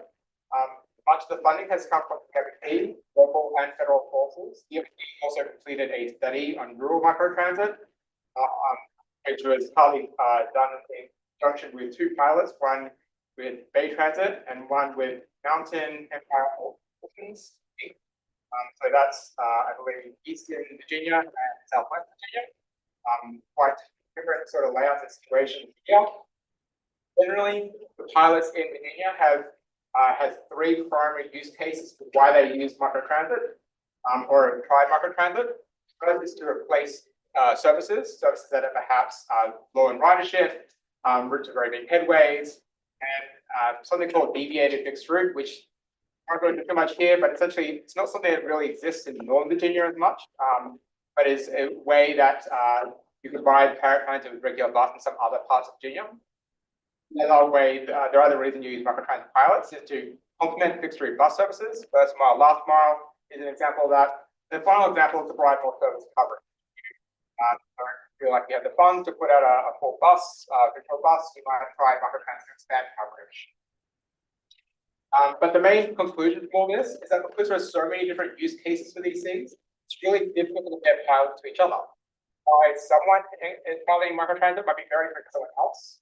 So you can't really compare, again, apples to oranges. There's a lot of variations and a lot of different goals are trying to be achieved here. And that's something you can find getting into your own jurisdiction as well.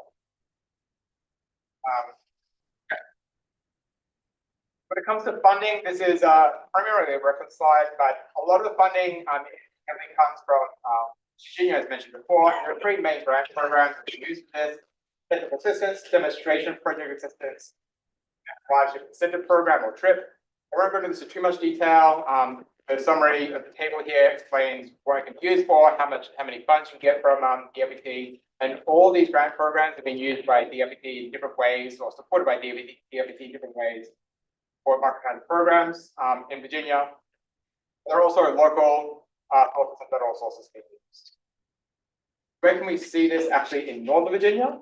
There are various stages in Northern Virginia. The only place you're going to see it in action right now is in Prince William County. OmniRide started with Manassas Park.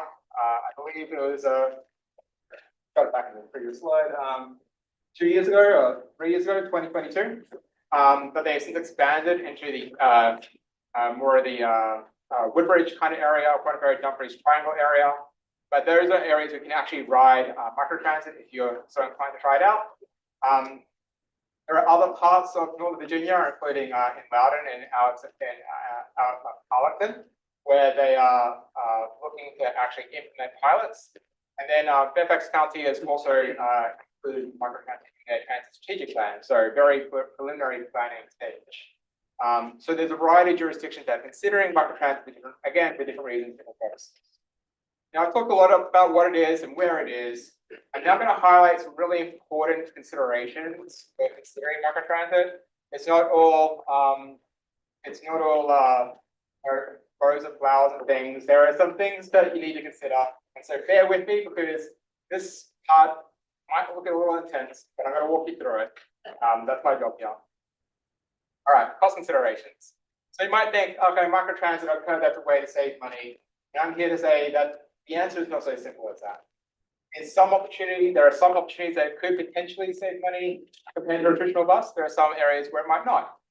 I'm going to walk you a little bit through an example to help you understand it. First of all, the main cost in transit operations is the labor cost.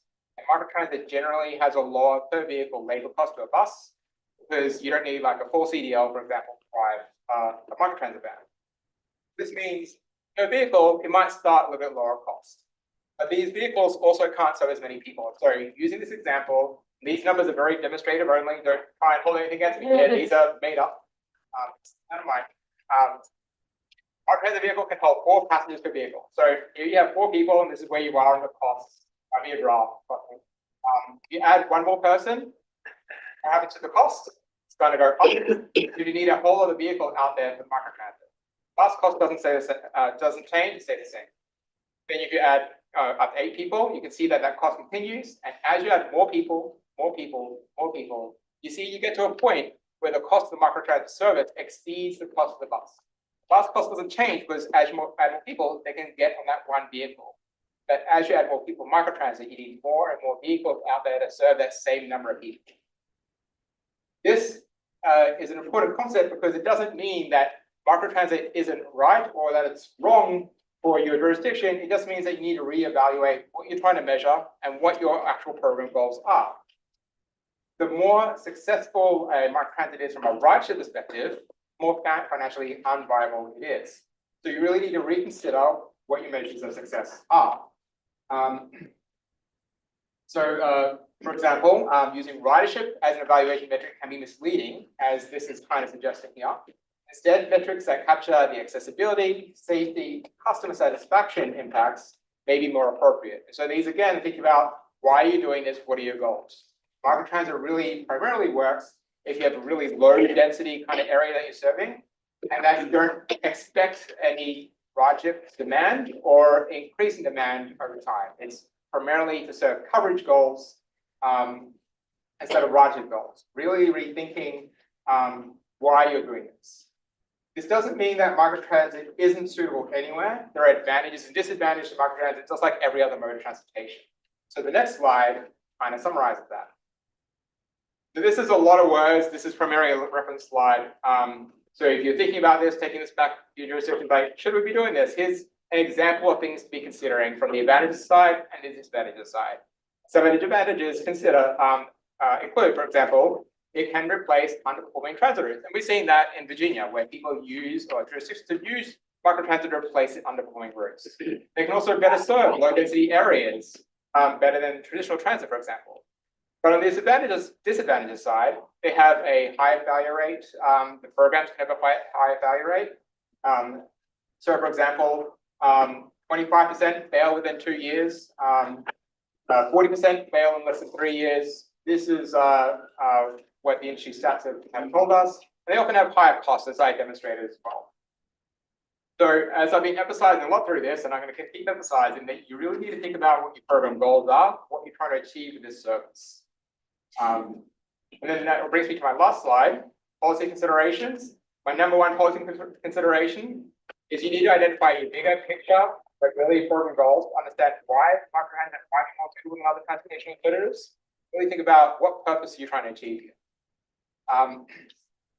So the other policy considerations are evaluating how microtransit fares integrate with large fare systems. A lot of the examples in Virginia have been in fare-free systems, which has been enabled seamless integration because you don't have to worry about fares. But we already have a pretty established fare system in North Virginia, it's a little more complex. Friends over in Montgomery County have stepped into these waters a little bit more because they're dealing with this fare system as they're bringing in microtransit as well, or microtransit service, I should say. But it's something to think about when jurisdictions think. You also need to consider how to manage microtransit costs. One of the things that some of the previous parts have found is that people like the services, and so ridership increase. And again, as that ridership increases, it creates financial liability potentially. How to manage those costs, how to explore those balances of supply and demand, and people wanting to use the service against how many vehicles you have to provide that service or how many operators. And finally, consider how to mitigate potential equity concerns. So there might be technology gaps. You know, not everyone is able to use adapt to a new app in the same way or understand how you find a virtual bus stop. It can be complex for some populations, some people, and that's totally normal. And it's something that you have to deal with and overcome. Different transit agencies have dealt with it different ways. But it's something you need to actually confront. And finally, ADA, American Disabilities Act, accessible vehicles need to be enforced. Again, if you want this to be a public service, it needs to serve all the public. So that's it. That's everything as the Microtransit 101. So I hope you felt like you learned something, and I'm happy to take any questions. Each one of your emails.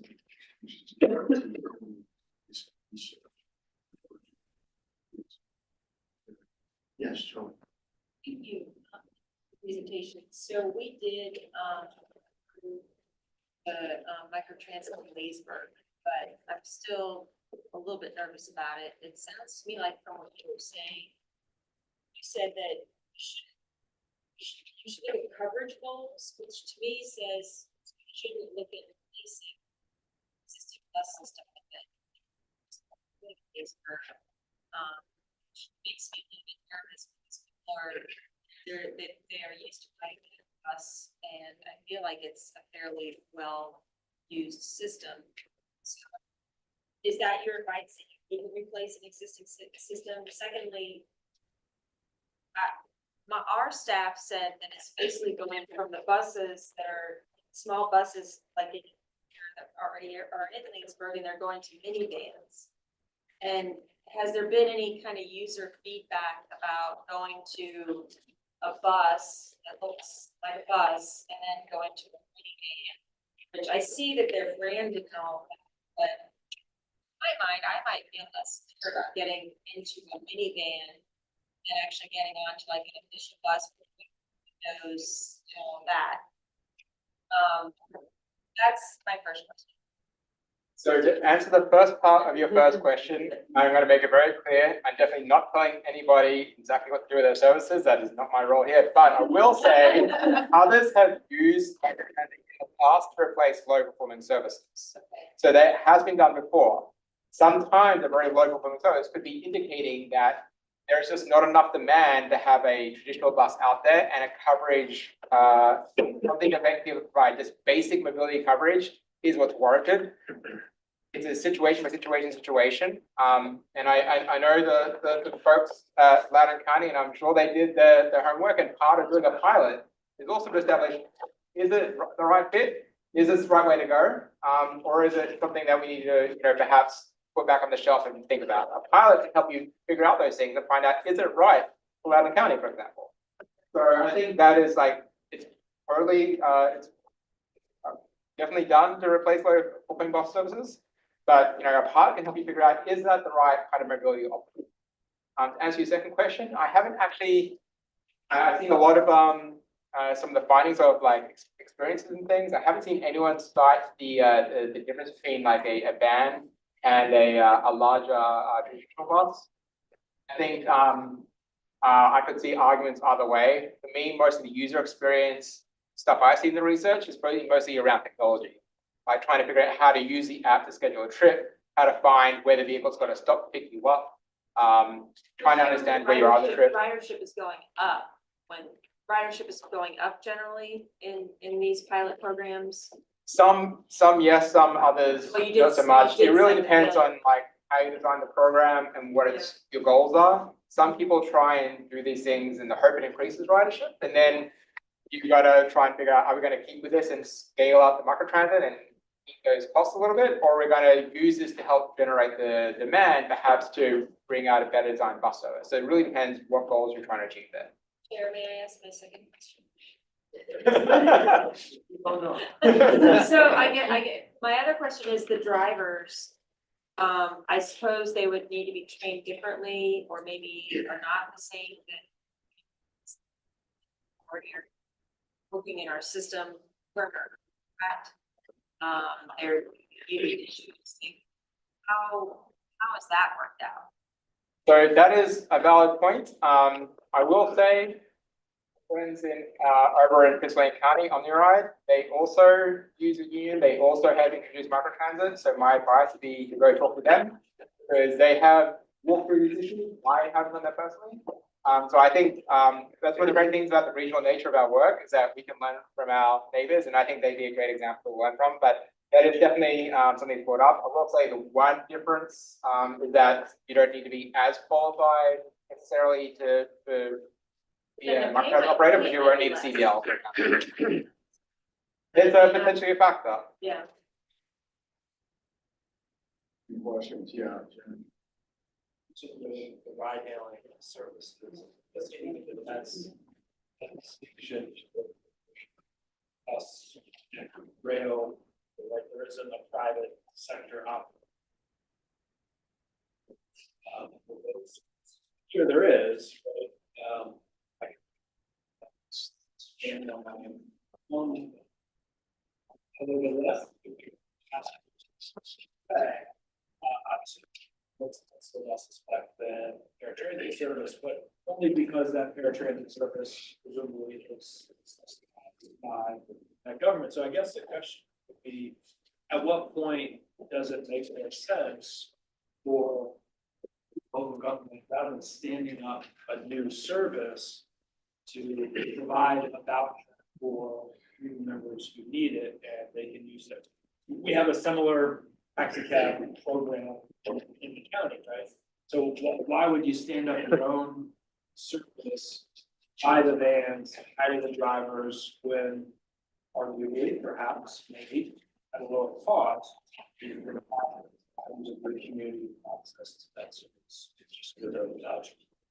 I'll start by saying, it's a really good question. I'll start by saying one of the characteristics that I sort of skipped over a little bit is that there's a whole variety of ranges in partnerships between the private and the public when it comes to microtransit. They are very generally public-private partnerships, but you can go from a situation where you buy the vans and everything and do a lot of stuff yourself and mostly use the private side for their algorithms, or you could go what's called turnkey operations, where everything's outsourced and contracted. So that includes like them bringing in the operators and everything themselves, and it's really fast implementation, but you don't have as much fitting to your own existing quality stuff. There's a huge variety of ranges and operations where you can fit out, and there's see these ranges in Virginia as well. Now, question about whether to actually go microtransit versus vouchers is very much a decision the jurisdiction should make themselves based on what they feel best serves the needs they're trying to meet. Like I said throughout this presentation, doing this will meet a certain goal. You need to figure out what that goal is, and microtransit might meet that goal, it might not. And so a pilot is one way to help figure it out, but a voucher could also work. And so ultimately, it's really just coming down to what you think might be the best policy decision. You might want to try one or the other and just kind of see how it works. There's no universal right answer, which is the hard part, a lot of this stuff, but it's also one of the unique opportunities of you all being here to lead your communities. Another tool in our toolbox. Right. Very quickly. So yeah, just one example I learned of in 2019, Arlington, Texas. They had one bus route that had like one or two riders at a time. They switched to this type of system. And it's still going apparently. And they cap fees anywhere from Arlington, Texas to anywhere else, no more than $5 a trip. So that gives you a sense. And they were saying it actually is cheaper than running a one bus. So I think it really varies. Yeah. Excellent discussion. Thanks for the work. Any other questions? Yeah, maybe the future in the pilot with projects or SUVs.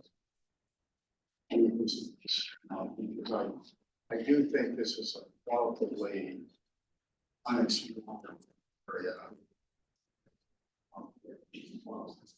And maybe some cost savings. So possible. More questions? Yeah, thanks a lot. I'll turn it back. Later. The next is I 395 commuter train update. Happy to share that NVTC staff have prepared a staff report with an update on the FY 26 and 27. Wow. I 395 commuter choice call for project. The staff report contains a list of technical evaluation scores for eligible projects that have applied. The public comment period for the call for project is open through April 11th, and all comments received will be shared with members of the Commission Working Group at the all virtual meeting scheduled for April 24th. In addition to the public comment period, a virtual public hearing will be held immediately prior to the joint tax JCWG April 24th meeting to provide members of the public with an opportunity to provide feedback on the draft program of projects under consideration for funding. The virtual public hearing will start at 4 p.m. and the public will be able to register ahead of time. The Joint Commission Working Group will be asked to review a draft program of projects that will be presented to both commissions at their main meeting. NVTC staff are available to answer any questions. Thank you. Any questions for you? And not seeing any, moving right along. DRE expression would welcome. DRE would welcome CEO Rich Kelly. Yes, as CEO report of the annual RE. Update on the system. And so you have a tough act to follow, having innovation. Oh, sir. But we will give you a micro version of the orientation. I like where you're going. Thank you very much. Thank you, Mr. Chair. Good evening, Commissioner. First of all, just give you my report. You do have the CEO report. I just want to talk about ridership for a second. I'll just do a quick comparison. It alluded last month to the first part of February, being a little bit soft, but really ridership started to pick up for us in February. But I'll just give you a quick comparison though from the month of March to the month of January, simply because it's similar service days. It's 1 day a month. So for the month of March, our ridership had decreased over 105%. So looked slightly doubled in terms of total ridership. We ended up about for the calendar year quarter, our total rider, about half of our ridership came from the month of March. To that one. So first couple of days of April still shows. Liability standpoint, still hovering in that 85%, still seeing some out there. Of course, we were seeing the same winter related or winter weather related that we were back in January. Just want to give you those couple of highlights from the report standpoint. Moving to the next section. Yes, sorry. Return to work, that's what's happening. Return to office, yes. Anecdotally, halfway. So we tried to return to office back in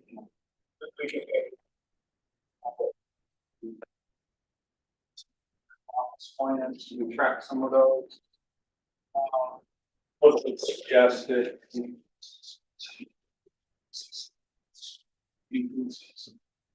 of course, that's countered a little bit right now with us because we get highly impacted this time of year with spring break.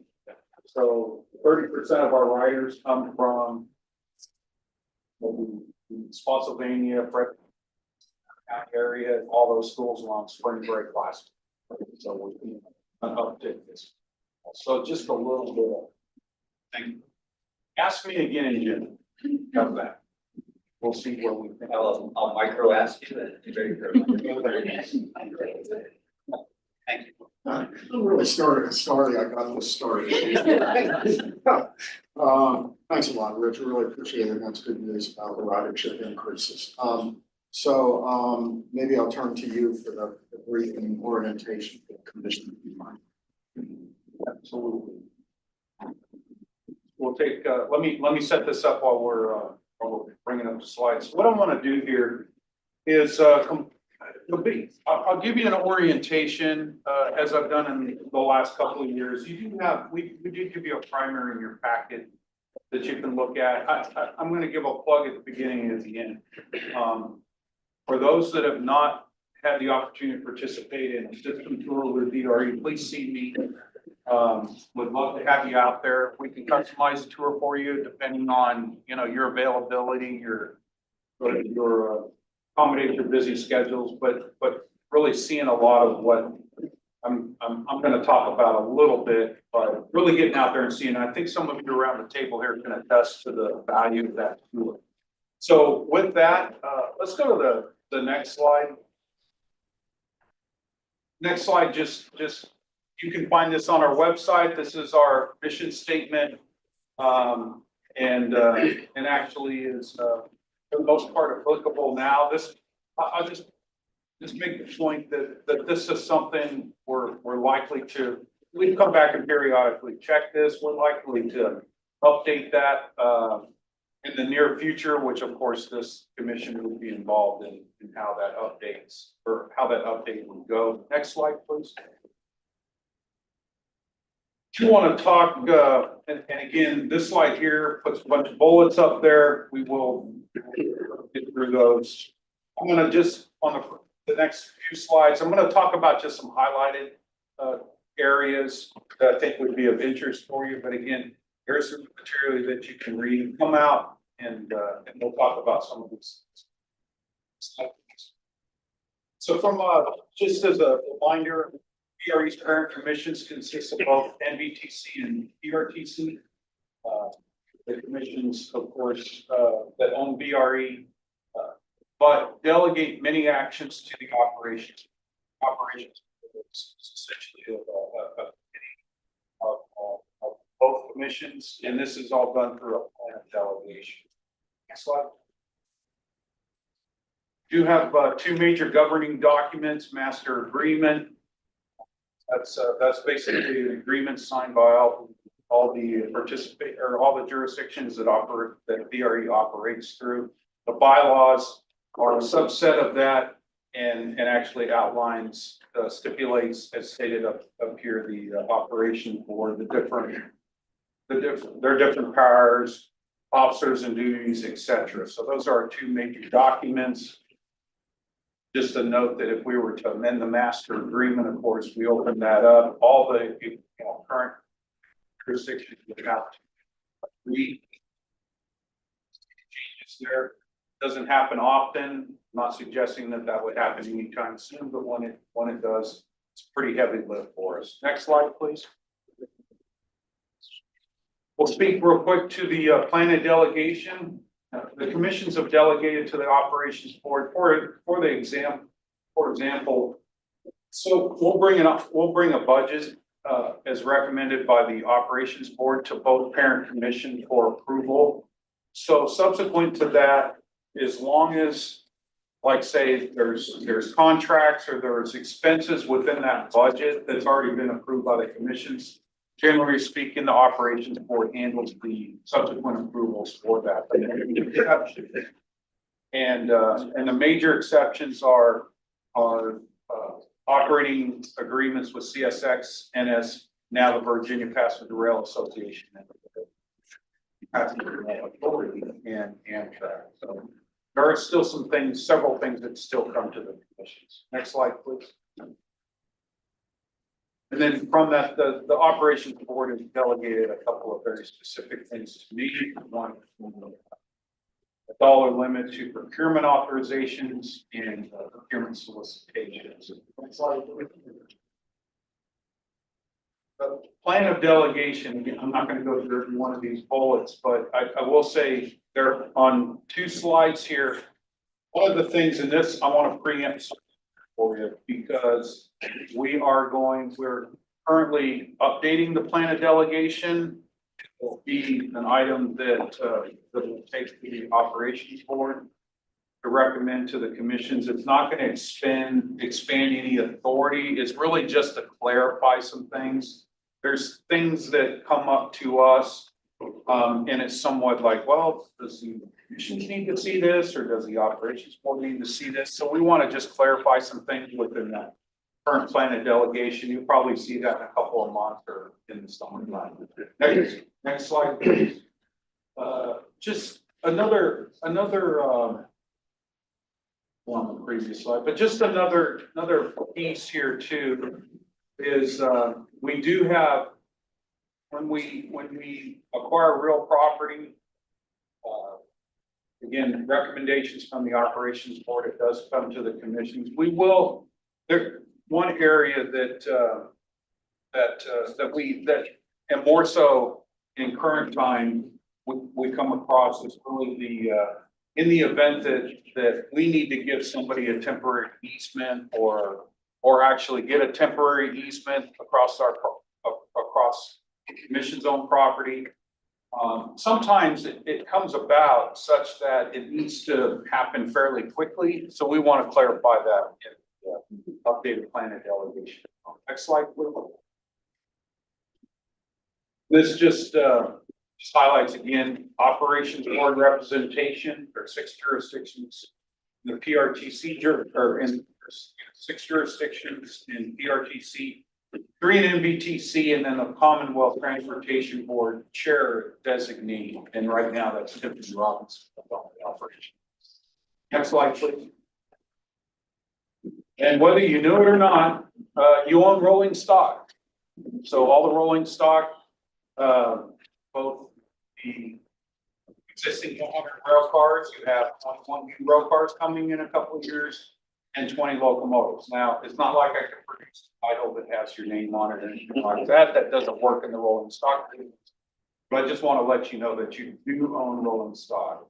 And then finally on, I believe this last on this section, next slide. Just want to give you some perspective a little bit. There's about 65 people on the VRE staff, but it takes about 240 people on a daily basis to operate VRE. And so just want to point out some of our major contracted service providers, in addition to in the bottom left, our host railroads there, operating host railroads who also provide to us through contract dedicated personnel. I'll bring your attention to the top right though, the Keolis Rail Services Virginia currently provides our certified engineers, certified conductors, supervision management, and through another contract, the mechanical support. We have began a resolicitation on this contract. This contract was originally a base 5 years with 2 5-year options. That is set to expire a year from June. And so we've started that solicitation process. So again, that's something that we will bring back to the commissions likely later in the fall. But we're doing that work right now. So next slide, please. Okay, so to combine a couple of things here with this orientation, what I wanted to talk about is sort of leading into our system plan update, which once again, this won't be the last time you'll see this, but this is meant to be a very concise briefing here. But wanted to combine 2 components here. We've got transforming rail in Virginia, which is actually, I'll just say, definitely inspired our updated plan here, and then the next couple of slides. But I do want to bring up a couple of our staff members. First, Dallas Richard, Chief Engineer. He's going to tell you sort of why transforming rail in Virginia and how that impacts us. And then Nick Ruiz, it's been a little while to talk about the system plans. They too will, they have a concise set of slides here, and we'll get through that, and then we'll take your question. So with that, Dallas. Chair, Commissioners, thank you for your time this evening. It's difficult to get engineers excited about much of anything, but this is the most exciting macro program I think of. Transforming rail in Virginia. Next slide, please. TRB, as we call it, is a $4 billion plus program, a major investment in the state of Virginia and in the rail infrastructure and others. The program created what we know as VPRA in 2020. Mr. Donahue, who was earlier here, was a part of that. I'm not here to represent VPRA to represent the program of projects that is TRB and how we are included in that, how we are included. The purchase of the right-of-way was one of the biggest and the first elements of the program, and unique in very many ways. I'll offer that they purchased half the CSX right-of-way on the eastern half, Lorden South, and the west half of the right-of-way from Lorden North. Coincidentally, primarily our stations are on the east side to the south, and on the west side to the north. You can see how it mates nicely with our service in that purchase. There are multiple stakeholders. I won't even try to name them all here. You saw many that Rich just named: the host railroads, VPRA, all of these organizations that are part of this program and delivering it successfully. There are the crown jewel of the program, if you will, is another crossing of the Potomac River in Long Bridge. The state is working very aggressively on that right now with the goal of delivering 5 years. Bridge program, major solicitations that are working today. So that is the main brunt of it, which is currently the bottleneck of our service, crossing the Potomac River where it goes down to 2 tracks. Next slide, please. The stated goals of the program are really the capacity, quality, and choice. This is how it's stated, even on their website. It's infrastructure and right-of-way that create additional capacity and fluidity. It's really about that fluidity between the two services. And I want to make a point that it's freight and passenger. That there is a segregation, if you will, in the sense of predominantly freight and predominantly, but not exclusive. They have to be interoperable. It's the only thing that creates and maintains the fluidity that is part of the program. Quality, it expands high quality, modern service throughout for more frequent and more reliable service on our network. Choice, more choices for moving people and goods efficiently in the state, right? All over the state. I will say it is a statewide program. I'm focusing here today on the Northern Virginia parts of the program, as it's most important to us here. But it is statewide. Next slide, please. I wouldn't expect you to see all these, the bullets here, but it's really the number of them is meant to sort of drive the point home of how many projects this really includes. There are literally dozens of projects between Richmond and DC. There's more than a dozen just in our service area alone, major projects. It's core. So part of it also was the Manassas. We've mentioned it a couple of times tonight already. The Manassas line purchase and the Frederick line purchase both are part of the program. Key projects to us locally, obviously, I'll work our way south from LaFont Station, where we're going to be doing adding new station, 4th track on that side of the river. Bristol City, basically moving our station 300 yards to the south, if you will, along the corridor. Alexandria Station, including King Street and Commonwealth River. Seminary Yard, which is game-changing, if you will, for the area, being changing our midday storage operations and function. Franconia Springfield Station in Fairfax County, all just 5 or 6 projects within the major program and what it does for us. With that, just last slide for me. Not that I expect to see much of sort of the genesis of this is all these schedules, right? These are not geographic, these are arranged differently. These are arranged on time and how these sequence out throughout our program over the next 5 years. These are all construction projects that will have to be delivered in the next 5 years in the system to really meet the goals of the program. That, I turn over to Nick. All right, thank you, Dallas. While Dallas talked about the what, I'm here to talk to you about the why. I think it goes without saying that an expansion of rail service to all of our 9 jurisdictions served is going to accrue some pretty significant benefits, not just in 2050, but even before that. If you go to the next slide, I'll just underscore that the system plan that is forthcoming to the operations board and later to the commission, you all are not going to have to wait until 2050 to see some of these benefits. After the completion of the Long Bridge, we'll be able to run up to 63% more daily round trips on a weekday run a full weekend service on both Saturday and Sunday. I think that's a huge transformational element that should not be understated. In addition to the service aspect, we're also going to be continuing the capital program through both TRV and post-TRV additional system plan capital programs to expand platforms, to add additional capacity, also higher affiliated service. We'll be adding stations, we'll be expanding cars, including the new midday storage facility at 7th as Dallas. If you go on to the next slide, just taking a look at some of the benefits, I had to think back. It was exactly a year ago this month, last year, that I was here and presenting on the benefits of the system planning. And I just want to focus your attention in the farthest right column, because that really is the enumeration of the expected benefits, annual benefits to the region by providing the higher intensity of rail service. Underscoring that we could have over $16 million in annual vehicle operating cost savings. That's operating cost savings to you and I and to the citizens of Northern Virginia and the region that aren't putting additional dollars, gas, maintenance into their vehicles.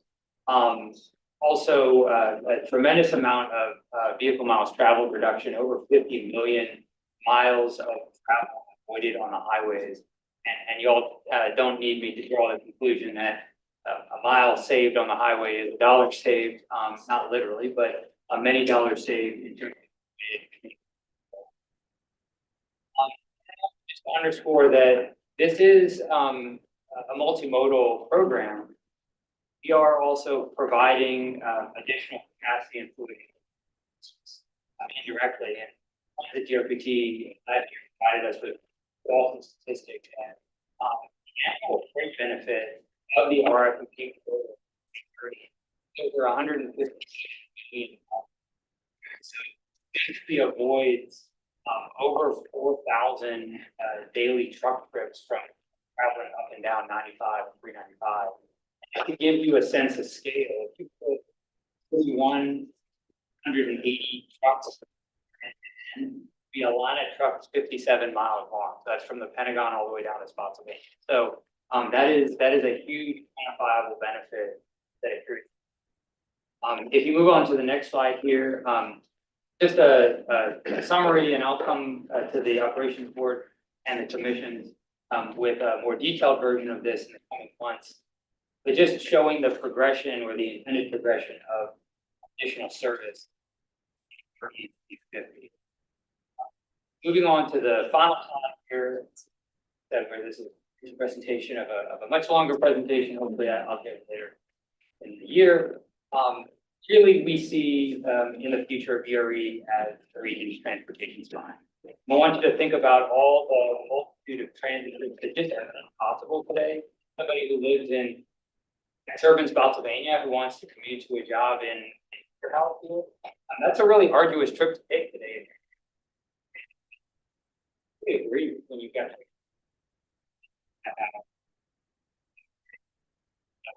want to underscore that there's a lot of there'll be a multitude more. That is the entirety of my presentation. Dr. Rich, will there are others questions?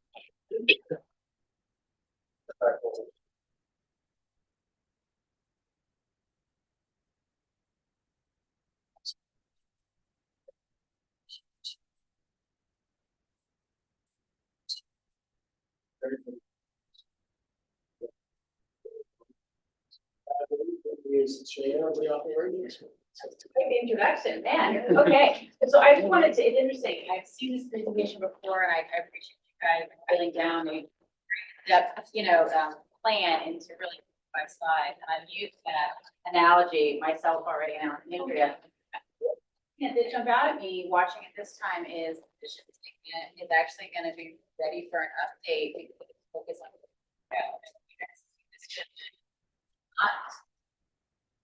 that's what a rail is.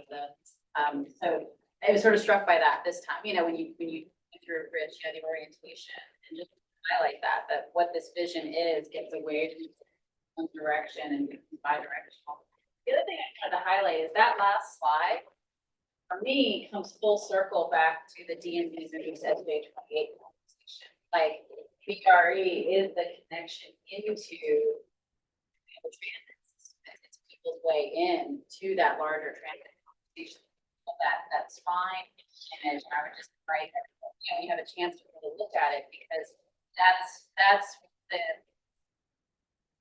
sort of these systems that are all under. I think BRE has a vital role in the larger transit movement.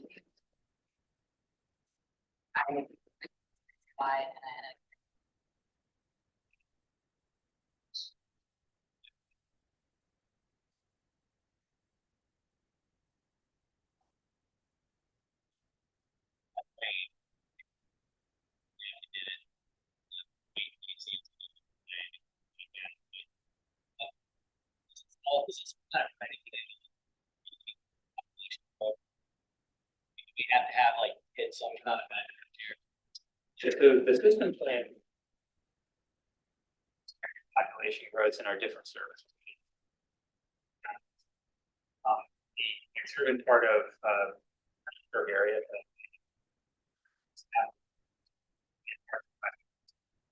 Really set to grow like significantly more than now. So there was an imperative to increase the service in the region. It really doesn't have the level of to avoid that kind of congestion that the region up here has largely solved or mitigated for additional lane miles. So yeah, very much so. We consider the expected growth of population.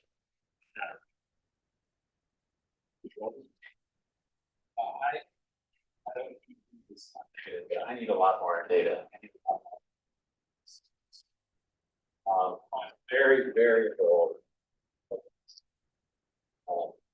The ridership assumptions, looking at the land use, all those play into that financially. We're also going to be looking at capital costs. Just because sorry, but if you have one or two commuter rail stations, that doesn't mean people are going to ride the train. Doesn't guarantee that.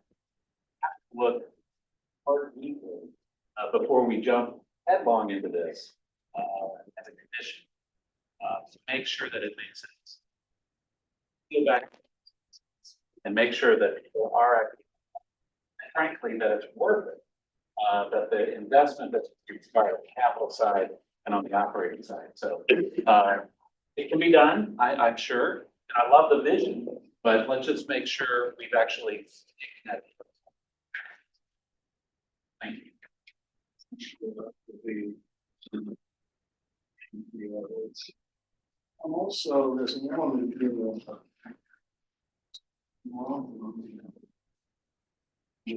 options. Are one or five. It's an element there. It's micro issues. Now, when the comprehensive rail systems that serve the east coast of the United States. So it seems to me that one of the most attractive things I've seen about this is the role that it plays in terms of larger systems.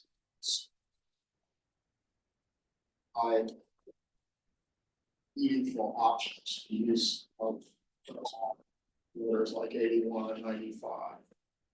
That means. Mr. Chairman, I absolutely agree. But we need to look at what are the assumptions about any transfers that are assumed. What are the assumptions?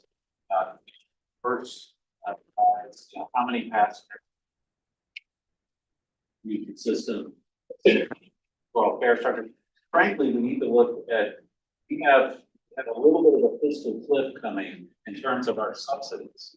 Because federal money needs to run out. So how do we fit into that? That's one thing you mentioned here. I think Pat posted.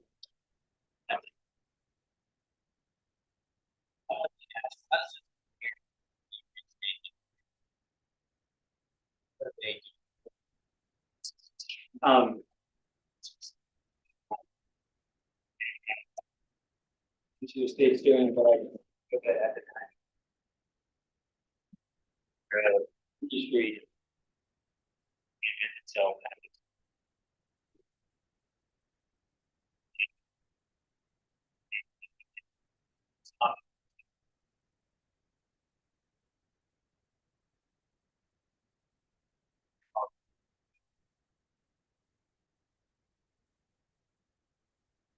This kind of.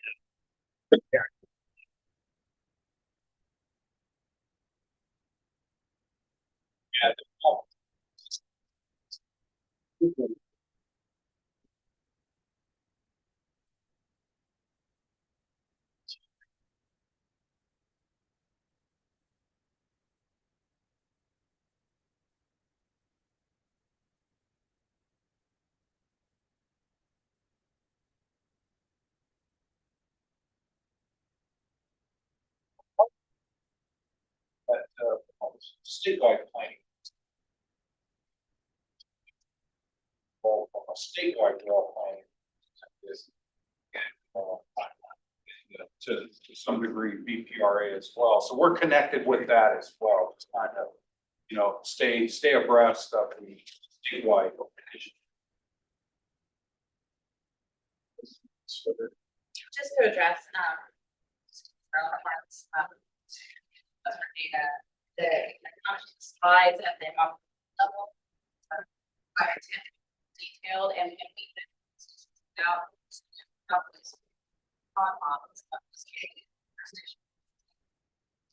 budget. So I just want to assure like this body as well, like back to this body.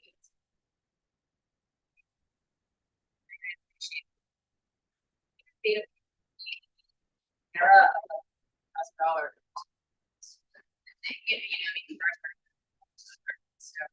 Future consumer right now might drive, is thinking about the wear and tear in their car and what the next car is going to cost. So I take seriously all your points about data users, but I'd like to think, the future user is someone who's going to be making decisions about cost, about time and impacts.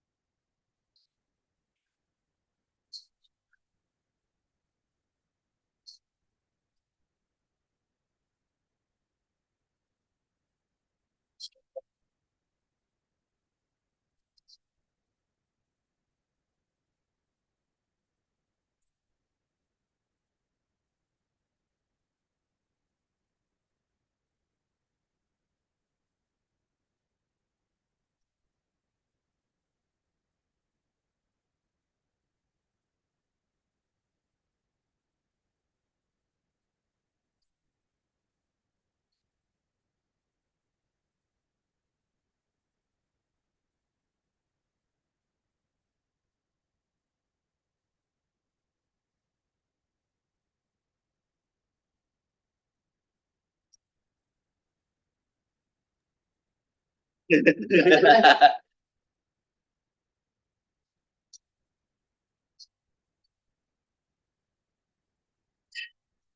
I'm sorry. I'm having really hard time hearing audio. Is it my turn? Okay. I'll be, in the interest of time, I'll be really quick. Everyone has my director's report in your packet, and I linked to DJ Stadler's VPRA executive director's report as well. So all I wanted to highlight really is that we'll be bringing all of our proposed projects from our funding round to the April 15th Commonwealth Transportation Board meeting. And then, of course, we'll be having public hearings all across the Commonwealth. And there's one on May 8th scheduled at the VDOT Northern Virginia District office in Fairfax for anyone who's interested. So with that, I'll turn it back to you, Mr. Chair.